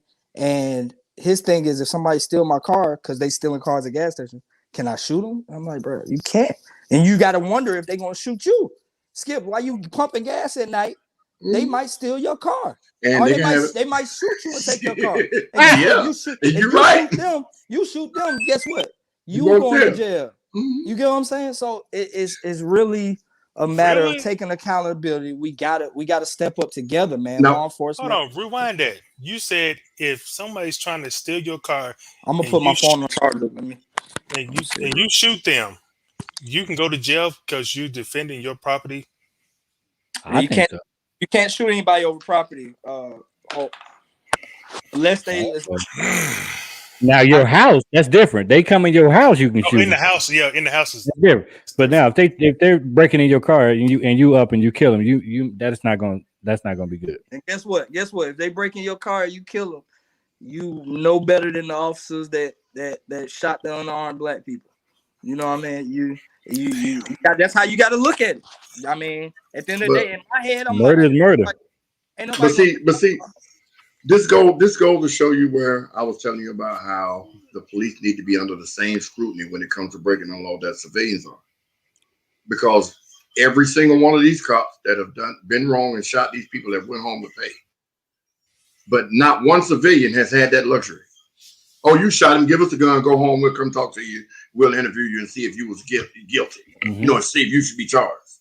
Right. If they make the laws to where it encompasses everybody the same, everybody's treated the same under the law, a lot of this shit would change. It would. Well, let me ask you this, Skip. So, for example, the young girl, the officer that shot the young girl that was about to stab the other young girl. So that officer should have went to jail because he killed the young girl? In that case, he was defending somebody else because she was definitely about to stab that girl. Right. I'm talking about, for instance, the one officer that shot the guy in the back 9 times, then picked the gun up and laid it beside him. And it was a traffic stop. The guy ran and he shot him in the back 6-7 times. He went home with pay. He went home with pay for 2 weeks. They arrested him, fired him, then they charged him. Civilians don't get that luxury. That's what I'm saying.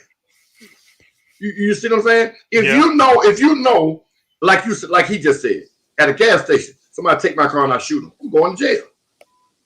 But let him be an off-duty officer and somebody take his car and he shoot him. He ain't going to jail. You see what I'm saying? That's part of the superhero job that I was talking about. Yeah, there you go. Like I said, that's part of the superhero. Can y'all hear me? Yeah. Skip said, we hear you. Skip said if he's off duty and somebody's trying to steal his car. Who's gonna steal a policeman's car when it's on uniform? And he shoot officer's never gonna go to jail off rip. Exactly. Why? Because it's an investigation that has to happen. To see if they're right or wrong. That's part of the superhero job. That's part of the superhero job that we're speaking of. When an officer does something, you got to get investigated. They got to prove it that is wrong. You get what I'm saying? If I see you shoot somebody, I'm gonna lock you up, and then we'll investigate while you're in custody because I don't know, you might flee. You get what I'm saying? So yeah, that's I get where Skip coming from in that sense, but again, you're investigating the officer, seeing if he's right or wrong. That's his job. His job is to protect and serve. So yeah, if he shot somebody, they're gonna see if he was right or wrong, and that's where that comes in. So no, he won't go to jail. He'll be on probably administrative paid leave until the investigation's over with. All the time, y'all get paid sitting home. Yeah, I'm just saying. That's why that goes right back to the point to where when you pull me over and I'm like this here, you assuming I got drugs and stuff in the car. That's the reason why I got my hand out the window, because I want to go. I want you to write the ticket and get out. I don't want to talk to you. I don't want to do nothing. I don't want no interaction. I want to go. But it's perceived as, what he hide? Why is he acting like that? Well, shit. Hold on. Would you now, Skip? That's your approach, but would you advise an 18-year-old son to do that? No, of course not. So what would you advise him to do? Yeah, I tell my daughter right now, who I'm teaching to drive, and I'm about to get her car in a little bit. If you get pulled over, answer their questions, give them your license, keep both your hands on the wheel. Better yet, pull them out the window. You see what I'm saying? Do what they say so you can come home to me. Yeah, I get it. Comply. But me, no, I'm not. I'm gonna comply. Don't get me wrong, but I'm not gonna sweet talk you out of a ticket. I want to get that ticket and I want to get out your face. I don't want to answer no questions. I don't want to talk to you. I don't want to tell you how my day is. I don't want you to look at my car. That's why I don't take the windows on my car. So you can see in there. Ain't no reason for you to come up with your gun over here talking about how you doing. You see what I'm saying? And it happens. I'm a big dude, so I know I get those reactions. So here you go. How you day? Yeah. Where you going? My thing is we represent the culture. We represent the car culture, and a lot of these vehicles, there are a lot of money invested in these vehicles, and a lot of these vehicles are daily drivers. So they're going about the metro, and I'm just saying I think it would behoove us to build these relationships with these law enforcement in the areas that they live in. But I don't think y'all agree. It never happens in the area you live in. I agree. With us, with the group we're talking about, it never happens in the area you live in. We never hang out with car clubs or groups of cars in our neighborhoods. It's always in a park somewhere where something is happening, or they're going from A to B, or they're downtown on wherever, Boulevard or wherever. Yeah, that's bi-weekly or monthly. Right. You're in your neighborhood constantly. Right. But nothing ever happens in your neighborhood. In your neighborhood, Mark, is quieter than mine, and mine is super quiet. Nothing ever happens there. So but building Go ahead, Skip. I was under the impression that nothing happened in my neighborhood because I know officers, and I, try to build these and foster these relationships with the officers that serve the community that I live in. But I may be under the wrong impression. But no, I do the same thing. I do the same thing because when they know your car. Yeah, but when I pull up next to an officer, you know what I do? I raise the window down and I make a joke with them, but like, you want to race? And just to break the ice, they can bust out laughing. And huh? What you say? I think you said you do the same thing. Yeah, I do anything to draw attention so they can see this. They can remember this. So when I do something wrong, because I will. I'm human. I'm gonna get caught speeding one day. They're gonna remember this and be like, "Who you racing?" And then we can laugh about it. Take your ass on. Throw your ass down. Just to keep. And then if something ever happens to my car, go ahead. Somebody try to take it. They know. Okay, hold on. That ain't that. I know exactly what car that is. I know which car that is. We're going after it. But see. What Mr. said, trying to foster a relationship with a cop that lives in your neighborhood or one that patrols your neighborhood, in my opinion, like his neighborhood compared to mine, I think they're the same. It's just, different size houses, whatever. I don't have a small house, but I don't have a big house. Your house is bigger than mine by about 1,000 square feet, sir. Anyway, my thing is with these foster a relationship with a cop that patrols your neighborhood. 1 second, Skip. Hold on. There we go. Go. Yeah. Are we good? Yeah, he was switching phones. Go ahead, Skip. Yeah. Okay. Yeah, but fostering a relationship with a cop that patrols your neighborhood where nothing ever really happens. Now, if you're having car meets or whatever in your neighborhood on a regular, then yeah, you want to have that relationship. Say, hey, you know, my guy's gonna come out here. I just want you to know we ain't doing nothing. Blah blah blah blah. I get it. But just because you know he's patrolling or doing his job, how you doing? No, for what? What am I going to get from that? I don't speed. I do nothing to get pulled over. Now, yes, I've been pulled over, but if I got pulled over, okay, I know what I did. I ain't put my blanket on. You know, I'm not trying to talk you out of giving me a ticket because I don't want the conversation. I broke the law. That's why you pulled me over. So do your job and let me go. You see what I'm saying? Write the ticket, let me go. When was the last time you got pulled over? The last time I'm telling you about 2014. Okay. Hawk, last time you were pulled over? For speeding? For anything. Well, it's not fair because they pulled me over because they want to take pictures of my car. What kind of car you drive? You got Camaro? No, I got a Charger. Hold on, let me see. No, my question is, so you obviously Skip doesn't get pulled over in his neighborhood or the city that he lives in, but have you? Hawk? Like for real, have you been pulled over in your neighborhood or the city you live in? No. Never. Okay. I guess I'm. Well, hold on. No, when I first moved out here, and I was, I got pulled over. There you go. And then I applied. I was like, yeah. I was like, she was getting on my nerves, and I was getting away from her. And they was like, yeah, you just slow it down on this road, man. Right. They let me go. But this was my other rap too. Oh my God. Humans, especially black men, are creatures of habit.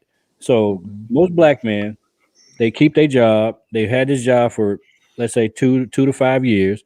They have a very similar pattern and a routine. So they get up at the same time. They get on and they go to QT at the same time, and they get their coffee, and they get on the highway. And then when they come home around the same time after they fight the traffic. So what I'm saying is, if we build these relationships and then you get pulled over, there should be no reason for the officer to say, hey, where you headed? Nigga, you see me every day. But they're going to do it. They're still going to do it. They're still going to ask. No skill, you don't even build a relationship. Man. You just said to me that part of y'all's job is to do what? Do what? To interact. Yeah, to interact. Exactly. So whether they know you or not, they're going to do that.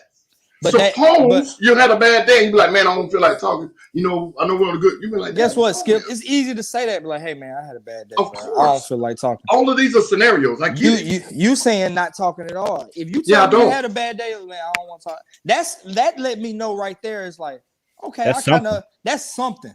That's letting me know, okay, right there. If I pulled you over, Skip, and you just holding up and not talking to me and just holding it out there, you definitely, I'm stroking you for whatever you got. Exactly. And that's what I expect. See, this is the problem. Y'all don't want people. No. Let me finish. Y'all don't want people to want their ticket and leave. You want them to try to talk you out of it. You want them to interact with you when that's not the case. They shouldn't have to. That's not the case. Skip, hold on. To me, it sounds like that what they're doing when they come up to you is they're testing the water to see for what the temperature on where you at. Like if you're in a good mood, if you're a bad mood, that's not the case, Hope. I can give you exactly what it is. The case is when you get pulled over, it's an investigation automatically. You realize that, right? Yes, I do. So when you're getting posted, it's an investigation. Simple as that. That's as simple as it can get. Once you get pulled over, I don't know what you have going on. That is how 90% of, I'm not going to say 90, let's say 75% of cases get solved. It's from traffic stops. I might pull you over, you might have a warrant. I might pull you over, you might have a dead body in your truck. I might pull you over, you might have guns that you're not supposed to have and be on probation or parole, whatever, felony. You know what I mean? So you're under investigation when there's traffic stop. Do you realize when you sign the ticket, that is a signature bond? I don't think 90%. Yeah, I know that. I know that for a fact. I've been to jail and I've been incarcerated, so I get it. If you refuse to sign the ticket, you can be arrested. That means you're refusing to sign your own bond. Is my stove on? Oh man, You done burnt your food up. man, I had pizza in the We oven need for my some son. milk. This Oh man Lord, black. you know, Ooh-wee. you All right, burnt but that yeah. out. I get it. I understand that part about when you sign the ticket, you're signing your bond to get out of the traffic stop to go home or whatever. I didn't But know that. my thing is, when you say it's an investigation, It is an investigation. I get it. I understand that, and I know this from talking to cops before. But me not wanting to talk is my right. That's I'm arguing with your right to talk, but what I'm telling you is you're pretty much guaranteeing yourself a ticket, and you're but okay see, with that. But you're missing my whole point. Mm-hmm. When you pulled me over, you didn't pull me over to investigate me. You pulled me over because my tail light was out. I didn't turn the blinker on. I was speeding or whatever the case, right? Right. So me being pulled over, okay, I'm finna get a ticket. Now, just let me get my ticket and go. Why is that so hard? Because you're under investigation at that point. No, I didn't for pull you. speeding. For speeding. Listen, I For didn't. whatever. I didn't pull you over to. I pulled you over because you were speeding, and yes, you're probably gonna get the ticket for that. But once you get pulled over, yeah, I'm gonna investigate everything else. I'm gonna make sure you check out. I'm gonna make sure you're not a murder suspect. I'm gonna make sure that you don't have anything you're not supposed to have in your. You know what I mean? That's what Skip. That's why you got my license. I agree with that. That's why he got my license to check all of that. Right. So again, when you run it and say, okay, he got a valid license, he was speeding. But you can't get mad at the officer for actually doing his investigation. Yeah, he's going to ask you questions and talk to you because... And I'm not going to answer. And that's okay. That's perfectly fine. But like I said, if you have nothing to hide, why not? What hurt? But see, that's the thing. That's the thing. What's the harm in it? But see, this is where we're being judged for nothing. It's no harm in it. I'm not saying there's harm in answering the question. But what's the harm in not answering the question? Like I said, it's no harm. You get your ticket and you go. Simple exactly. But at the same time, what you're doing. But no, that don't always happen. Then it get step out of the car. Right. You don't answer my questions. Step out of the car, buddy. Remember where I said Skip was right at. You have human officers that have egos. So imagine we're in a position of authority, and I told you some officers take it to another level. Mm-hmm. If you don't do what they say, then it's a huge problem. I didn't have that problem, but I started off in the jail and everything, and it's kind of like, hey, you're not gonna do what I say type thing, like, you know what I mean? And it's kind of like, damn, like, you know, especially in front of people, you know what I mean? It's really embarrassing in front of people. It's like, hey, dude, hey, stop doing that. Like put the taser back in your car. You know what I mean? Put the taser in your car. Put the OC spray back in your car. Put whatever you got back in your car. Man, F you. Like, dude, come on, man. Like you really gonna tell me F you? I'm trying to look out, like, you know what I mean? So at the end of the day, it's kind of like, and I hate to say it this way, but it's kind of like you telling, you know, authority no, like your parent or somebody no, like. But can't we do that? But can't we say no? You're allowed to. You're okay. Allowed to. Thank you. See, this is the problem. But this is the problem with the power y'all got. Y'all think that because you're a police officer, I'm supposed to kiss your ass. No, that's why. Dog, you just said it. You just said it. You just said it. You just said because I did not, or I disrespected your authority. You do. But that's what that is. Kiss my ass and you can go. It's not kiss my ass, and so it's what is more of a what do you have going on type of situation. None of your business. And you say and it's none of your business. It's none of my business when it comes to somebody like you. But when it comes to a murder suspect who's trying to hide something, when it comes to a rapist who's on the run, when it comes to somebody who got something going on in their situation, people who it's two people that act that way. One, somebody that got going on. What the fuck are detectives for? Like, I don't understand why the average cop is responsible for finding the serial killer. I'm just saying. If he just falls in your lap, got it. But what Skip's saying, why you put him over for speeding? Why is he being investigated? Like, because I'm guilty till I prove myself innocent. That's exactly what it is. You just said you got how you find murder suspects. How you do this here? He might have a body. You're assuming I'm guilty of something. That's what the investigation is for. No, it's not. You're not investigating me for speeding. But that's how. But when they do find murderers. But And what about bodies when in they cars. don't? But we're not talking about when they do. What about when they don't? I was talking about what Mister said. But when they do find it, that is technically falling in their lap because they weren't Right. expecting to find that when they pulled them over for just speeding or a tail light or when they find all their drugs in their car. Technically, they weren't looking for it. They was pulling them over for. I'm gonna tell you like simple this: traffic offense. investigators don't really ever find the guys. It's the regular beat officers. It's the The regular beat people. officers. It's the ones that pull the people over. Like I said, you're under investigation once you get pulled over. Yeah, you got pulled over for your tail light. Yeah, you got pulled over for speeding. The officer is going to investigate, ask questions, and that's how most of our murderers, rapists, whatever is found. I mean, I understand where you're coming from, Skip, but at the same time, you got to understand the other side, man. Like, But see- if some, go ahead. But see, my thing is this, and we can leave it alone after this. You said you're under investigation immediately when you get pulled over, correct? Correct.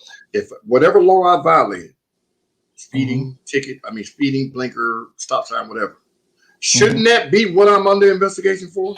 What was the point of taking your license and running you and make sure you got warrants? Well, yeah, but that's If part that's of the case, if that's part of the traffic stop. if That's that's part the of the traffic case, stop. if what you're saying is true, once I pull You don't even need to pull nobody over. Exactly. No. If what Just you're send saying them a is true, ticket.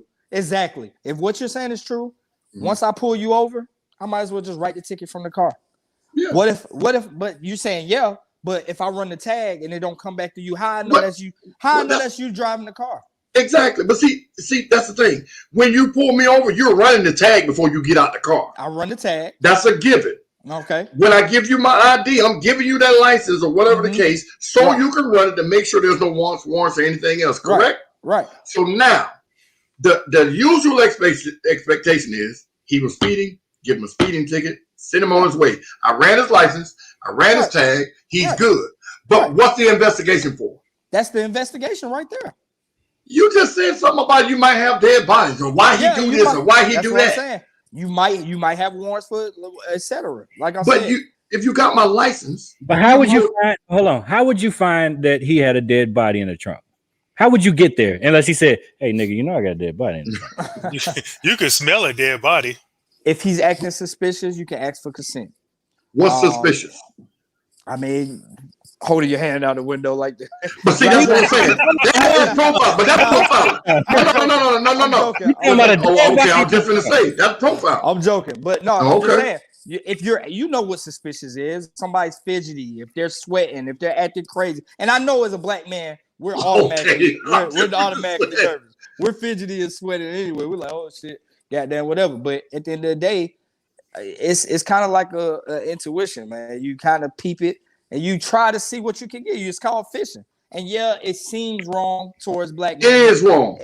And see that, If it seems that way, it is. No, if it's too that's good not- to be, that's if it's not too true. good to be true, it's just That's too not good true. to be. All right, hold on. Let's switch gears. Let's switch gears real quick, Okay. because I did my research and I had a lot of topics and stuff like that, and a lot of lists, and these were particularly to black men. A lot of things you should do, and so far y'all have got me comply. Now, so I'm gonna rattle off a couple things you shouldn't do, and I'm gonna allow you to chime in, or y'all can chime in, or whatever. Thing number one that you should not do. This is a don't list. You should not immediately demand to know why are you stopping me. They will not. They will not admit I to want to stopping. know. that's a They good will one. not. I disagree. Let me finish Yeah, that I one. disagree on that. They will not admit to stopping you for driving while black.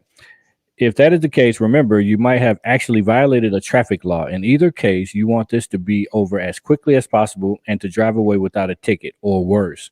If you were pulled over for a valid reason, illegal lane change, missing license plate, etc., remain polite and humble about what you've done. If you feel like you were pulled over unjustly, don't argue, get his information and report him to the precinct. So the first thing you should not do is immediately say, "Why are you stopping me?" Do y'all agree?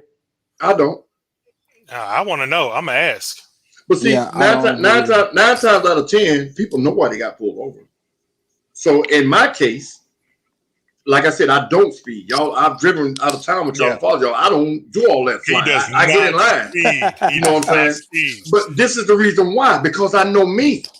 I ain't got no understanding. I don't, that's it. And that's why I perfected this thing here you go, officer.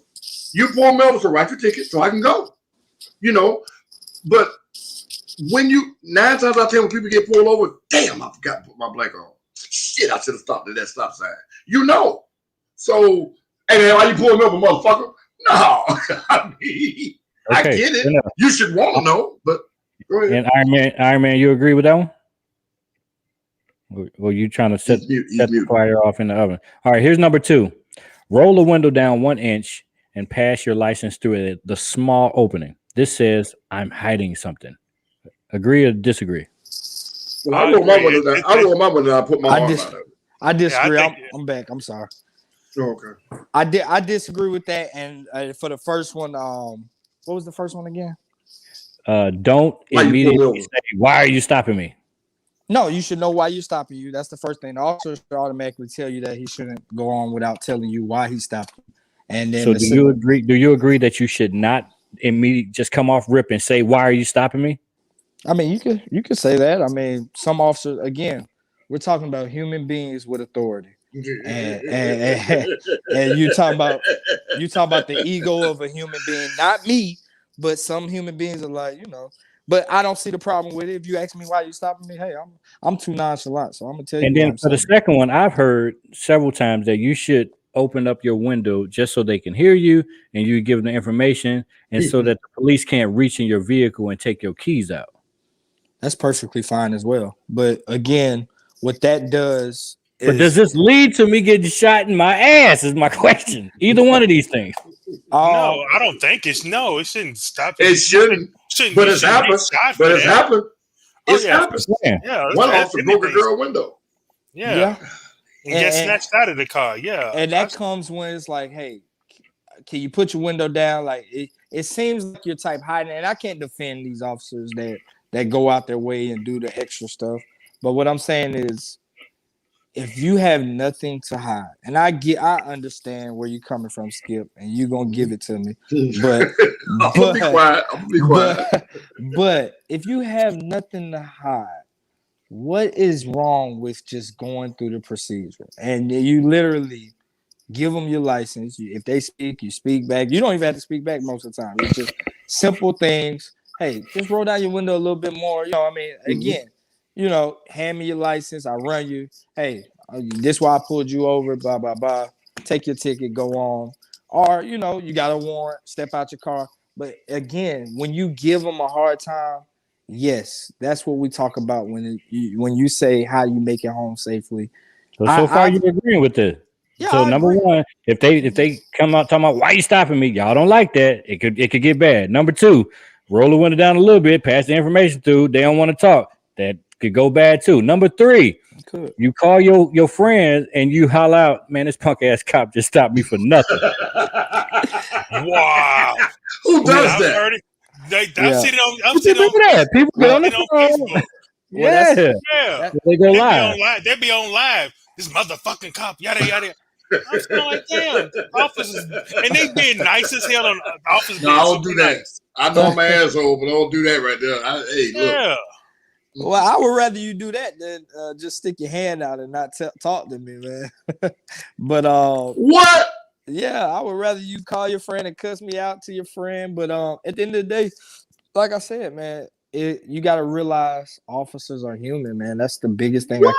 I can't stress it enough that you got to put yourself in your shoes. If somebody talk to you, let's say, and I'm not going to say civilians are your children, but let's say somebody talks to you that way. You know, let's say you're a teacher in a school, man, and somebody tells you something like that. It's a different story. So it's like, yeah. I gotta before Mr. Continue, I gotta ask you. You'd rather somebody curse you out than not answer your question? Yeah. Is that what you just said to me? Yeah, you just said that. I'd rather you cuss me out to your friend. I burnt the piece of mine. I'm sorry. I burnt the baby. He sleep. He needs some milk. Grandma came down and said, "What you burning up?" Oh Lord! But you going to jail? Yeah. You'd rather. Yeah, you should be locked up for burning that pizza. I know, right? But you'd rather. He has a chicken thing. Okay.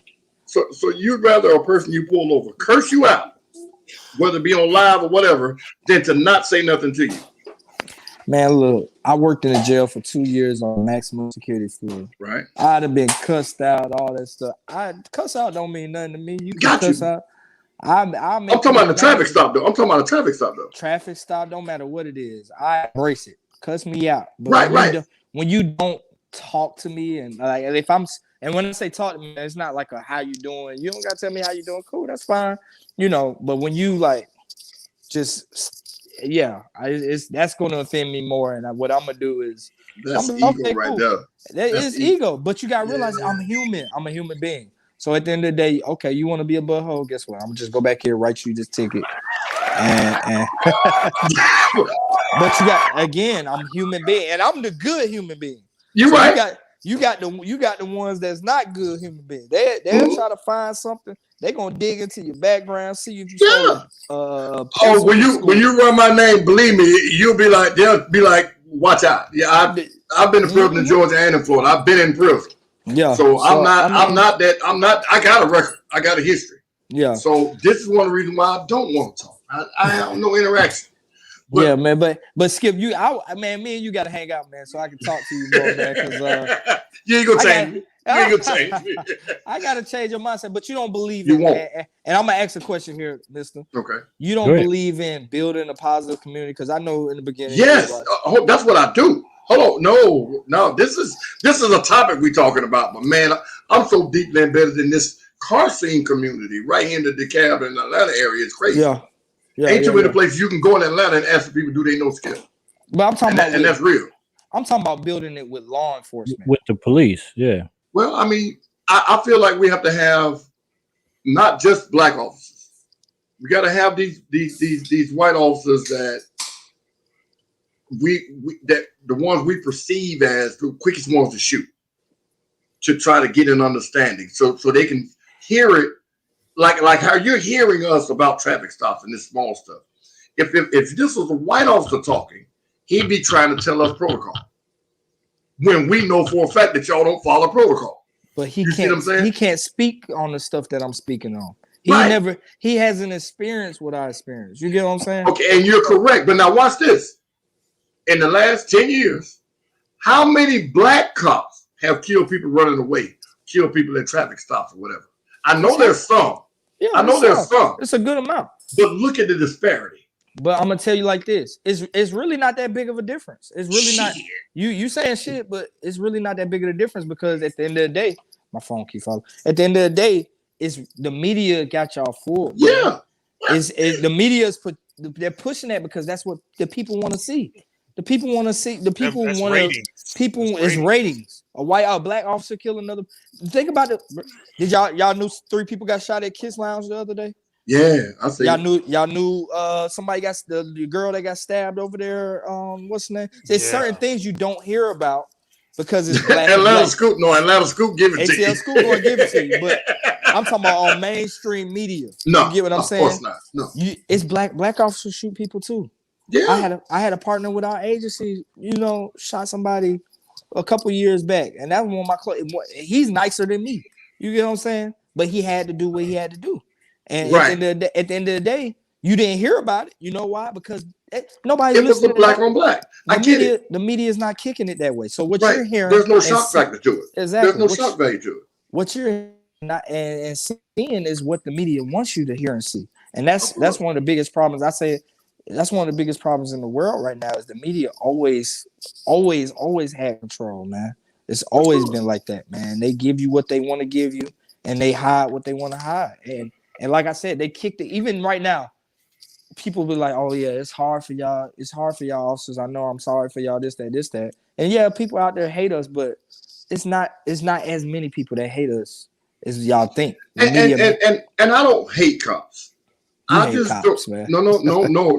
Because if I hate cops, I wouldn't be talking. Give me the. He needs some milk or something, man. He needs some milk. But listen, I don't. But see, my point is this. At the end of the day, cops are there. Like you said, y'all have superhero jobs. Let's get that out of the way. Mm-hmm. But the superhero part only comes into play when a cop wants it to, in my opinion. Okay. You understand what I'm saying? Boy, you don't know what I do or what I go through on a daily basis. Yeah, but you kicked that woman in her face that was handcuffed on her stomach. You see what I'm saying? So everybody was saying, well, she spit on him. When did she spit on his leg? Yeah.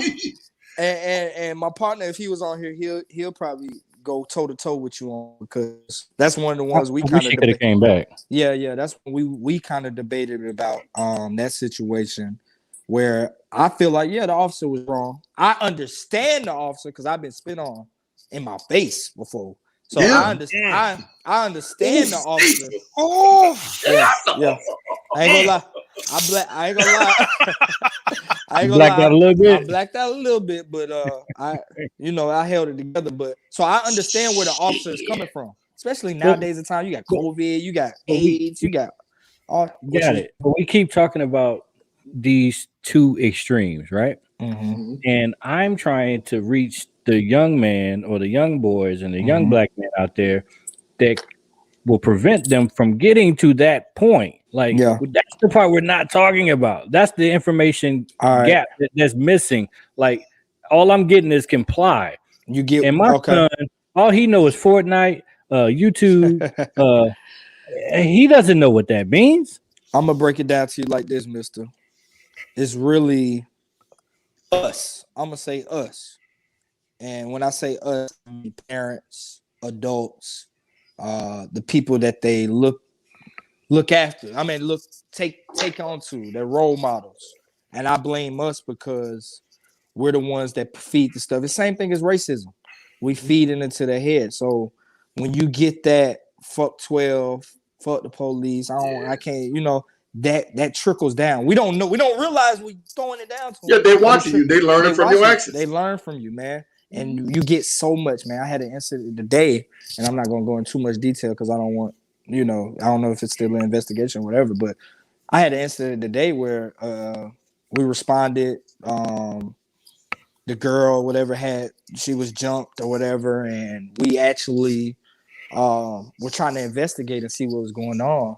And we calmed everything down, but the mama came out there. She already don't like the police. Fuck, y'all don't do shit. This been happening for years. I done did a report.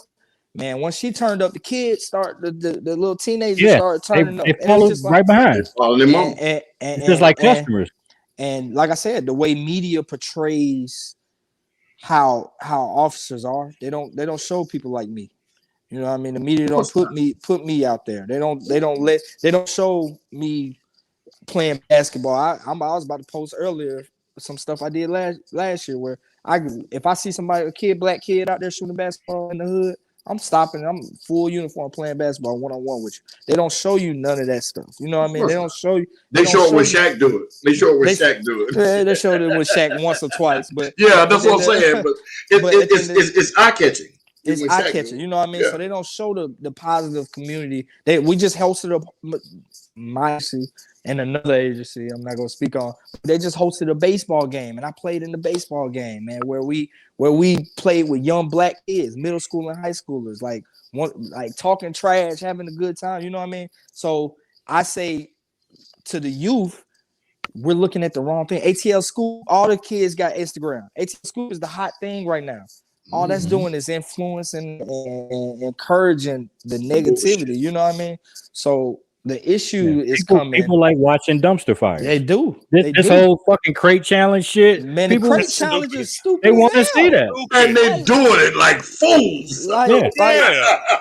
But again, I blame us as adults because, and I'm only 30, y'all kind of up there, but I'm 21. I don't know. I blame us as adults because that's my daughter older than you. I'm telling you, I'm a young cat, 6 years in the game, but it trickles down into them, and it's what we're teaching them, man.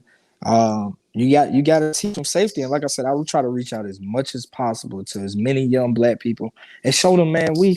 I'm a cool dude. I think I'm pretty cool. But see now, shouldn't that be working in reverse, Skip? What? He's saying that officers should be trying to reach out to as many young black men and young black boys as possible. Right, because the young kids are not going to do it because of what he just said. But shouldn't if I taught my kids the way I feel about cops, then they be some angry ass kids. I'm an angry dude. You know, it's just what it is. But I control it.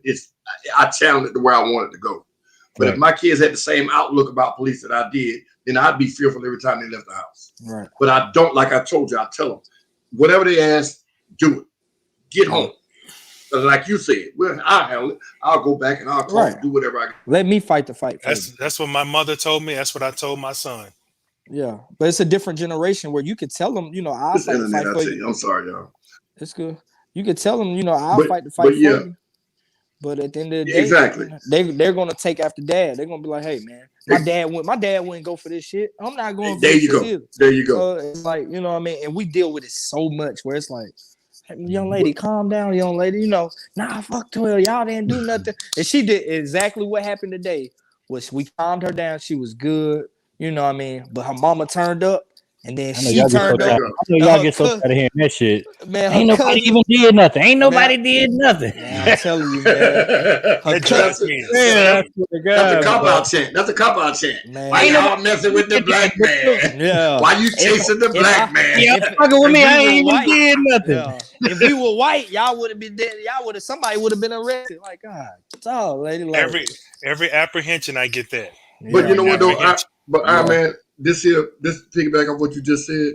If more cops, white cops included, did what you did, then I could see the bridge coming down, the drawbridge coming down, so to speak. Man. But the black cops, like you, and like you said, they're probably white cops that do it, but we don't see it. Right. You know, when you do it, like you said, the only people that see it are the people that's right there. Right. There's nobody to record and say, man, this cop right here cool. He came and played with the kids or whatever. Right. So what you're saying is true, but I think we black people, the black community, are waiting on the cops to reach out first. Right. Because when we reach out, it's we ain't got time. We working. We don't do it. Whatever. Right. But if you guys were to do it, I think the bridge will start to come down. But the catch is, I see it. I don't know what y'all watching, but I see it. I see it on the news. I see it on social media when the officers is playing basketball, double dutching with the kids, having a water fight.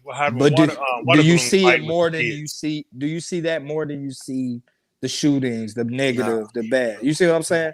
You see it every because it's not sensational, right? Because it's not. You see it every blue moon. But like I stressed earlier today. Man, it's literally every hour of the day that it's something good an officer is doing out here. Like not just one officer, literally finding children, missing children, help savings, jumping in front of, like, it's just so much that we do. And okay, I got another question to piggyback. Hold on, another question to piggyback on that, and then we're gonna wrap after this question because you know I like to ask crazy shit. So my final question of the evening is: 911 hurting or helping us? At the black community. Oh, I'm gonna let them answer first. Now I don't know how to answer that. How this slow as hell. This slow as hell for that call, and I'm because I see it on both sides. Because I'm in loss prevention, and they take forever when I call. My point is, if you eliminate certain things from the 911 perspective, I think we save a lot more lives. What do you mean? A lot of times officers do not need to be dispatched to somebody like, okay, the Rayshawn Brooks situation. He fell asleep in the Wendy's parking lot, correct? In the Wendy's drive-through, yeah. Wendy's drive-through. Somebody calls 911. Bloop, bloop, bloop. Hey man, this nigga out here asleep. It's now on the 911's responsibility to dispatch the officer to the scene. If that doesn't happen, Rayshawn Brooks is still alive. Or he mashed the gas while he's sleeping and run across the Wendy's parking lot to kill somebody in traffic. My point is, 911 shouldn't always dispatch the police. They gotta start. They have to stop telling these people that the police is going to handle these non-police issues. That's a police issue. That particular. Somebody fell asleep. That's a police issue. So hold on. Go get his mama and tell him wake him up. I don't think that's a police issue. And we got to pivot as a country. The police don't need to be doing all this shit. So who should have came? My question is who take care of that? It needs to be something else. It needs to be fixed it. Who should have fixed it though? We need to develop another agency We spent all the money on everything else. We need another agency that is unarmed that can handle stuff like that. And then when you need a gun, now you call the police.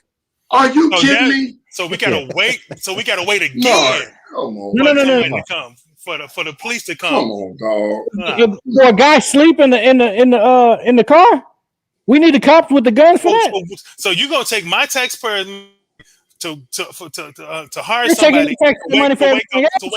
to wake up motherfuckers in the car? No. Do you realize everything they're taking your taxpayer money for? Yeah. And they That's a lot. another wasted agency.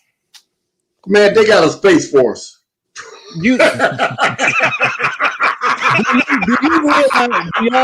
y'all realize? And I'm sure Iron Man knows. Do you realize how many frivolous calls go through 911 that could be diffused Hell, a different yes. way? Right, but Mark, Yes. who's gonna decide what call goes where? It should be 911, and they're doing a shitty job. So 911 that's should say, because- "This is not a police matter. Let me redirect you." Thank you. You lose But your that- but mind. Yeah, I disagree Him with sleep in that. the car, him sleep in that car is not an emergency in that moment. So that call could have been rerouted to somebody else that was less not. Didi just said non-emergency. So that could have been rerouted, and nobody's life would have been lost. Again, like So- he said, it's a non-emergency until he switches foot from the brake to the gas and run somebody over. You know what I mean? So Exactly. you know how quick things turn. Like I said, it's just a matter of how fast it shows you how fast things can escalate. Because I But think do you agree that 911 is an issue? I don't. I think it's an issue as far as put you on hold or not enough operators. Well, I Yeah. think Well, other than that. I think what it is the agency. I think we need different agencies versus for the operators to be able to contact. For example, for a mental case, for somebody having a mental, Yeah. Now they need an agency for that. So that They way send the the sheriff's out for that. Yeah, so they are. So when 911 person calls, they say, okay, now we're not going to get the police. We're going to get deputy. Sheriff. well, what they do is like I'm the sheriff, so they train us how to deal with certain things like mental illness. So if I get caught, we deal with it every day. Matter of fact, it's called OTA. Y'all got where my name. Y'all got my name. Yeah, where it's called like orders to arrest, where we go get mental patients and we take them directly from. We don't take them to jail. We get them from their house and we take them to jail, or we get them from wherever they're located. And not jail. We take them to the hospital. Right down the street, Georgia Regional. Georgia Regional. Grady Just 16th floor. Just as paramedics do a lot, right? Paramedics sometimes they do all types of stuff. So why isn't we can't have another form of a paramedic, or even it could be a paramedic that could be dispatched to the nigga that's sleeping in the Wendy's drive-through? That's my point. We pick and choose on firemen, paramedic, cops. Yeah. Can we choose inside some of those agencies that don't have the gun? But is it against the law to be driving drunk? It is. Yeah. So That's why wouldn't the police different. get caught? But he was drunk. No, they said he was asleep. They didn't know he was No, drunk. But they found him to be drunk. Mark, if you go to sleep in a drive-through 900 times out of 10, you drunk. Who pulls up to a drive-through and decides to take a nap? A drunk person. Come on now. I don't know. You can be sleepy though. You get my point. You get my point, though. But Yeah. So once You don't want sleep, So every time somebody's drunk, you need a cop with a gun. That's what y'all saying? well, every cop got a gun, but at the end of the day, you the need thing- somebody who's gonna I lock think them up. what you're trying to say, Mister, is they shouldn't be so fast to grab their gun. They should be able to diffuse situations without going to their gun, and that's one thing I commend We all sheriff agree on office that. for, because they actually throw you in a jail before a jail with no weapons. I worked in the maximum security floor with no gun, none of that. You know what I mean? So you actually have to use your hands or talk to people and learn how to diffuse situations before going to your gun. So yeah, I just think that things should be you should try to handle them the right way before going there. And I think those officers actually did that with Rashawn Brooks. I think they if you watch the full video, I seen it. it was a great conversation. Everything was going good for a while. Mhm. It was going amazing, actually, more surprisingly, because again, white officers. Until they tried to cuff him.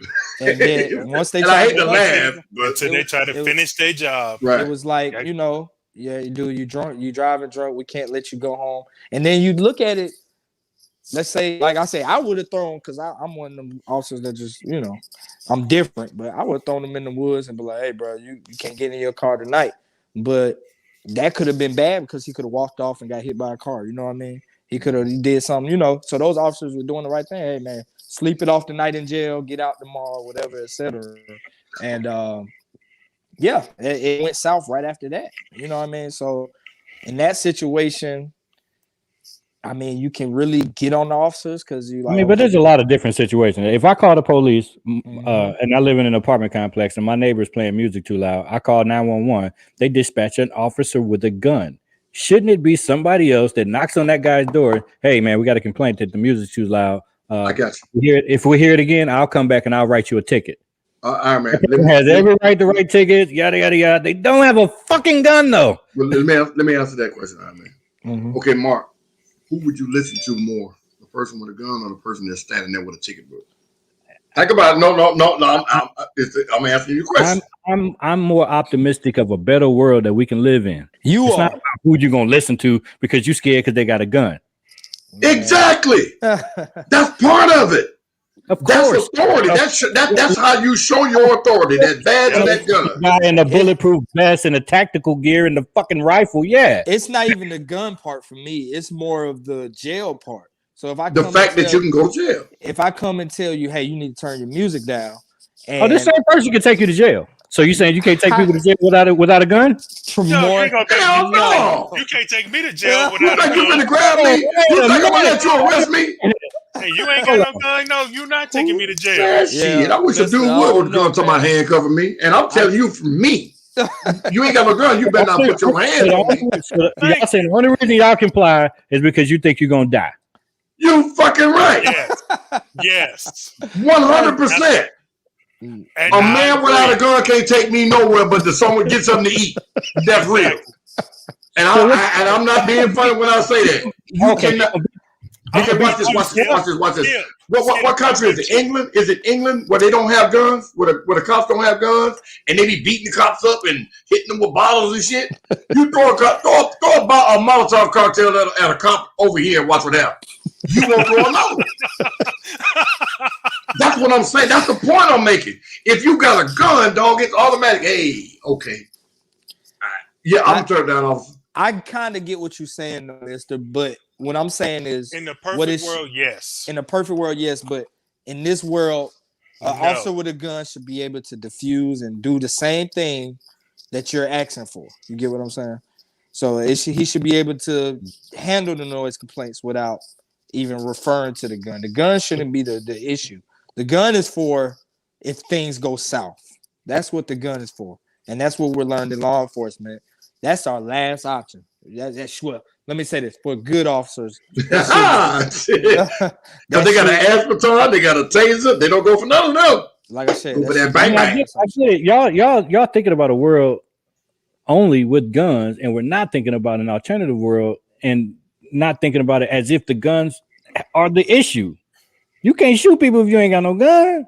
And I'm But- just saying, But you can get your ass whooped. You come knock on my door and tell me to turn my music down and you ain't got a gun. Well, no. That would be good and sweet and easy. I agree with that. If you don't have a gun, if it was fair where nobody had guns, I don't think the officers have guns. But everybody and their mama have guns. Dracos, assault rifles with drums on them, pistol rifles. I just seen so many crazy guns. I'm like, good gracious. Like, no, hold on. So D says, hold on. Let me put, because I like to. This is a debate show, and that's why we have different perspectives, and we're going over 2 hours. But she says everybody has a gun. No, everybody doesn't. Firemen, everybody has a 95% gun. of them. firemen respond to Everybody has a emergencies gun. without a gun. Paramedics respond to emergencies without a gun. Don't no, Because no, they're no, lifesavers. no, They're no, lifesavers, no, Mark. No. Those are two They don't. different It's an emergency. No. You call two 911. different emergencies. Do They y'all? call 911 for an emergency. Are Do you y'all screaming? realize? Allow a noise ordinance is not an emergency. Dog. Do y'all You're realize screaming. that the paramedics I'm do sorry. on the scene unless an officer clears it? Y'all do realize that it's Yeah, they will not go in there till the officer clear. If They it's a will gunshot or literally- something, if you're in there and let's say somebody pistol whipped you and you're in there bleeding out, they're not going in there without the paramedics not just gonna come in there and rescue you. No, they're not. They're gonna stand outside and say, "Hey, did law enforcement get here? Is the scene clear?" They're gonna sit outside and wait until the scene is clear. They got safety to worry about as well. and Mister, you're sitting trying to compare the cops to the paramedics and the firemen. Not in that sense. You just said you No, said emergency. Emergency. Her statement said everybody has a gun, and everybody doesn't. Life No, is we're talking about about people. Mark, Oh, the she's majority of the people in the United States own a gun. got it. At least in Illegally Atlanta. or At least illegally. at least in Atlanta. No, in the United States, I'm gonna say 90% of the population own So we're or saying have because access to a everybody gun. has a gun. Every emergency has to be responded to with a gun because 90% of everybody has a gun. Pretty much. Well, just for safety. I mean, you don't know what you're gonna run into. You run into, and like I said, even with the Rashawn Brooks situation, the gun wasn't even the case for the first 40 minutes of the encounter.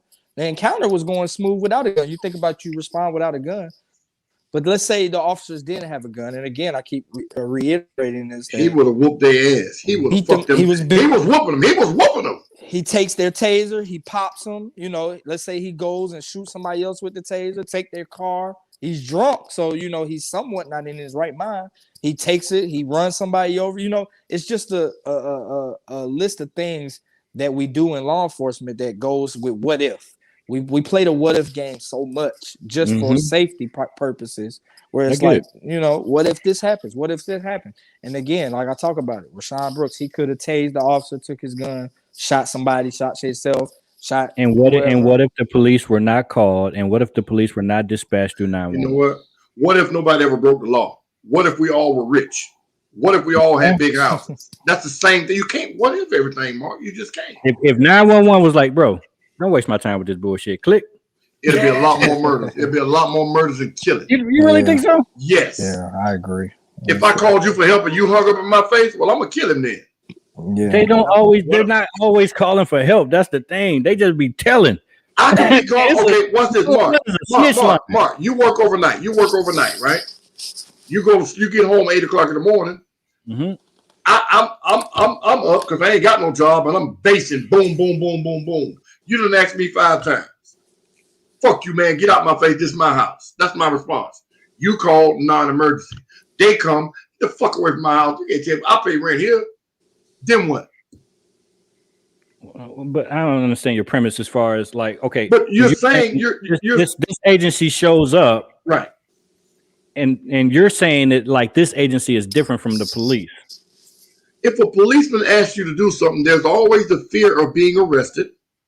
Or if you get wrong and touch one of them or dying. But if a guy shows security guard at an apartment complex. Hey man, you can't park there. Fuck you, man. I pay rent here. What are you gonna do? Wait. So you're trying to say that there are no unarmed security guards that get respected? I'm not saying that. Because they don't have a gun. I'm not saying that. You ain't never seen a security guard say, "Hey man, you gotta get up out of here." I didn't say they comply. I didn't say that. We're talking about this scenario now. You use the scenario of your house, of your neighbor playing the music, and you call them because it's not an emergency. At my house, if somebody knock on my door like police knock and he ain't got no gun, I'm gonna punch him in his face. You know what? Listen. Doesn't have a gun. Y'all hear what he's saying? Listen. I'm finna give it to you raw, dog. Police knock on your door like they do because they gonna wake up the whole fucking house because they want a response. I don't believe he leaves his gun in the car and he knocks on your. And if he's a policeman, but you gonna punch him in his face if he's an officer. Let me finish. God damn, let me listen. If you got on a police uniform and you take your belt off I'm gonna know you're a policeman. You see what I'm saying? But Okay. if in your world where you got the security people and you got I didn't police, say they were security people. I just if said they they were. if they don't have a gun, they're security. But they're still you can still be a police officer and you don't have to have your gun 24/7. In the United States of America, no sir. My thing is, okay, you're basically asking for police officers without guns. And my thing is, if something goes south, it's so, and this is what I think y'all failing to realize. Things go south so fast around here in the real world, not in media, not in when you're out here. Like I said, everything can be going smooth and it can go south. It can be a guy who's wanted for murder. Like I said, I use this quite a bit, but he can be wanted for murder. Body in the trunk.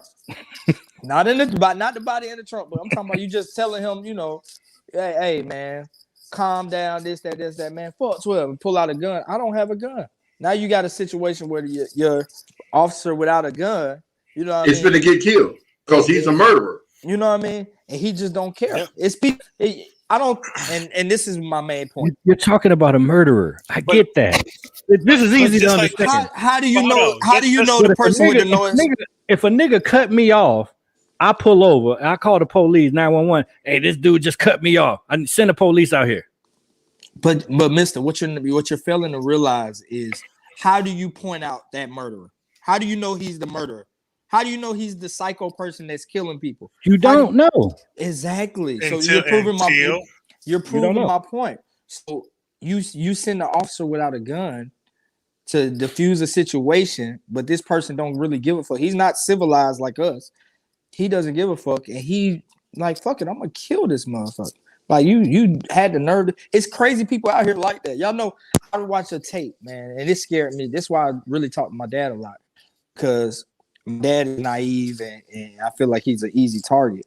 But you know, I tell him don't pump gas. Like anybody watching this, don't pump gas at night.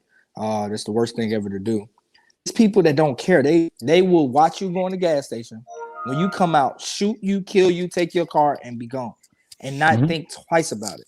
You get what I'm saying? Right. So that mindset, that crazy mindset, you can't look at it and be like, "Oh, that's him."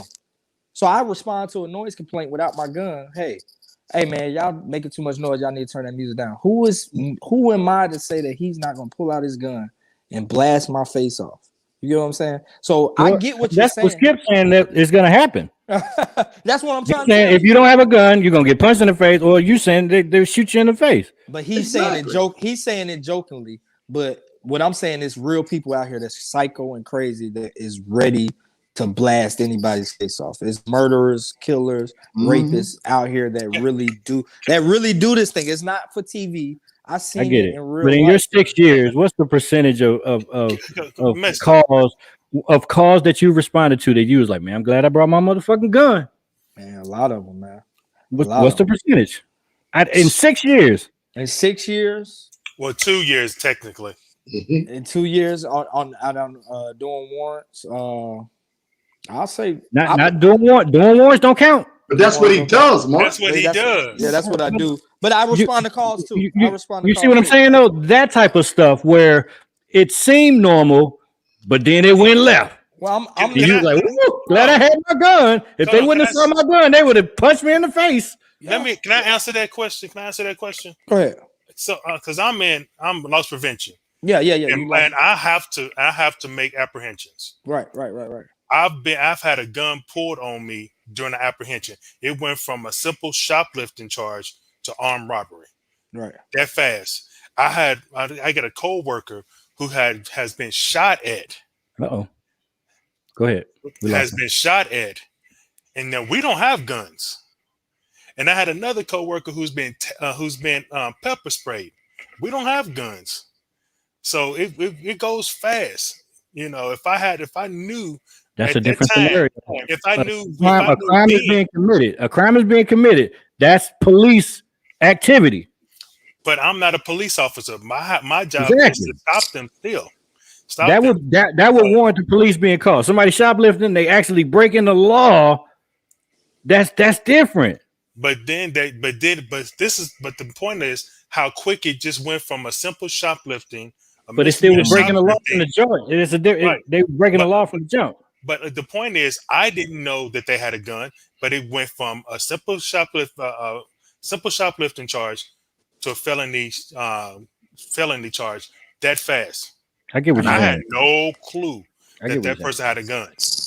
Yeah, That I- it's for real out here in these streets, man. And I like I say, I pray for every officer that's out here, even some of the crazy ones that I don't trust. But it's really crazy out here, man. Not even just the officer. I pray for people, man.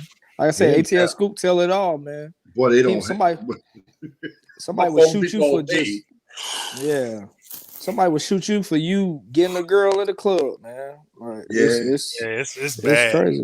It's It's bad bad. out here, Back and man. forth though, but good back and forth, and I think the conversation need to be had. And I hope people gain a little bit from this.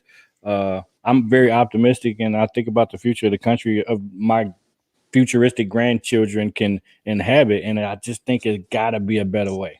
We can't go Yeah. backwards and Yeah. get worse and worse than it was in the 80s and the 90s. And I Right. know it's technology involved, and that's putting everything on a pedestal and putting everything under the microscope. But we got to do better than this. It's got to get better. I don't want to agree. leave this It earth has to. like this. Right. But I it- fear for my son, man. And I say it every day to my wife, man. We gotta find a way. And like I said, my partner that was supposed to be on here with me today, me and him been looking for venues and certain things where we can kind of build the community relationship, man. Hopefully we can Well, I'll tell you what, connect. Iron Man, I do car shows Okay. every weekend somewhere. And Okay. I definitely don't have a problem with you guys coming out, interacting, Hey, just man. seeing the other side, so to speak, and just talking with some of the young cats and whatever. Yeah. A lot of them gonna walk off because they know you're a cop. But Right. we got to start somewhere. You see what I'm saying? It's gotta start Like somewhere. I said, I do toy drives. I do feed the homeless. We do turkey giveaways and all this stuff, holidays. All of these things I'm participating in all the time. Mhm.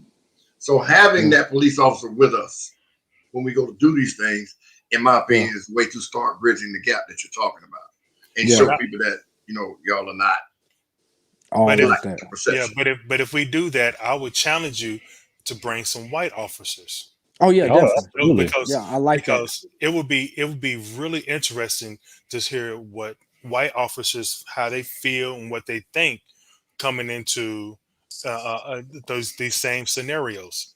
Because I can guarantee you, they're not going to say the same thing you because And then- Right. because black Right. men are they feel black men are more threatened. But they're Yeah. not going to be as honest either. No, Well, They're It- gonna be I extra don't know. friendly. I would want to know what I'm curious to see if they would be honest. they just Yeah. gonna I'm pass curious the to buck know. and say, "Oh, it's Well, I those bad apples over there." It's not us. Well, no, That's I got all something that's real. officers. I got something that's real, but I can tell you it's only like maybe 8 of them in my agency, and I only see maybe 2 of them on a daily basis. And But Iron Man, I'm gonna send I'm doing a Toys for Tots drive at the where? I'm gonna send the flyer to Mister. He's gonna send it to you. Okay, then I okay, guess and we y'all can y'all exchange get my number information. too. Exactly. Yeah. But that's one we do every year. We've done it now 14 years in a row, and we have the Marines out there and everything. We have the lowrider community out there, the whole nine. And last year was very nice. yeah, and Yeah. I help host that show and I help put it on in the whole nine. But it's all about the entry is an unwrapped toy, and Okay. we challenge all of the car clubs to bring the most, and we give away 6, 7, and 8 foot trophies. And To they the did clubs that not bring the take most money. They did not take cash. Yeah, we will not take your money. Away, and they will not take. You have Yeah. to bring. It's all about the toy. Exactly. Yeah. So it's truly like you were saying. I need to get out more. I'm always out there. Yeah. This just me being an asshole and being funny a lot, about a lot of the stuff I was saying. But Mm-hmm. no, I'm really out there like that. And like I said, in my effort to reach out to get you to come, I'm gonna definitely start sharing this information with you. Yeah, man. Reach out to me. Let me know. Like I said, my Camaro Nation is my family, man. I had my Camaro. It got stolen by one of these folk, man. I had a beautiful Camaro, man. They stole your car. They stole the police car, man. They stole the police. They ain't car, know the man. police car. Hey, I say it was God, man, because I was infatuated with my car. Mister would tell you, man, I was about to do so much stuff. I was infatuated. When I say in love, yeah, I posted my car every day. But it I'm definitely down. You got a garage now, though, right? Yeah, I got a garage, man. I got a Durango, man, to put the baby in. Garage, I'm coming back for my Camaro. I promise you that. But yeah, I'm definitely down. And what I'll do if you send me some things. Well, we finna go offline. We're finna go offline in a minute. So yeah. We'll talk about it. We'll So talk about it, let's do that. Hey y'all, we're gonna see y'all next Thursday. We about to wrap this thing up. Hawk been yawning all night and it's contagious. So we're gonna end this thing right now. We ain't gonna play no music. We just gonna drop it. We see y'all next Thursday. Every Thursday, new date, new day, Thursday, 9 p.m. every Thursday. Like the video, share, subscribe to all the platforms, all that kind of good stuff. Hey, we appreciate Iron Man and Joe for coming on the show. Salute to y'all. I wish we could have got a little bit more out of Joe, but it's all good. We're gonna catch on next time because this conversation. We might have a part 2 to this though. This have a part 2 to that. man. Yeah. So this is always gonna be a good one, and it's near and dear to my heart as far as my passion about. And you might thought I was yelling, but I'm just passionate about what happens to our society and what happens to our community. I mean, because we got to do something, man. We got to do something. So yeah, we see y'all next week, and then we out.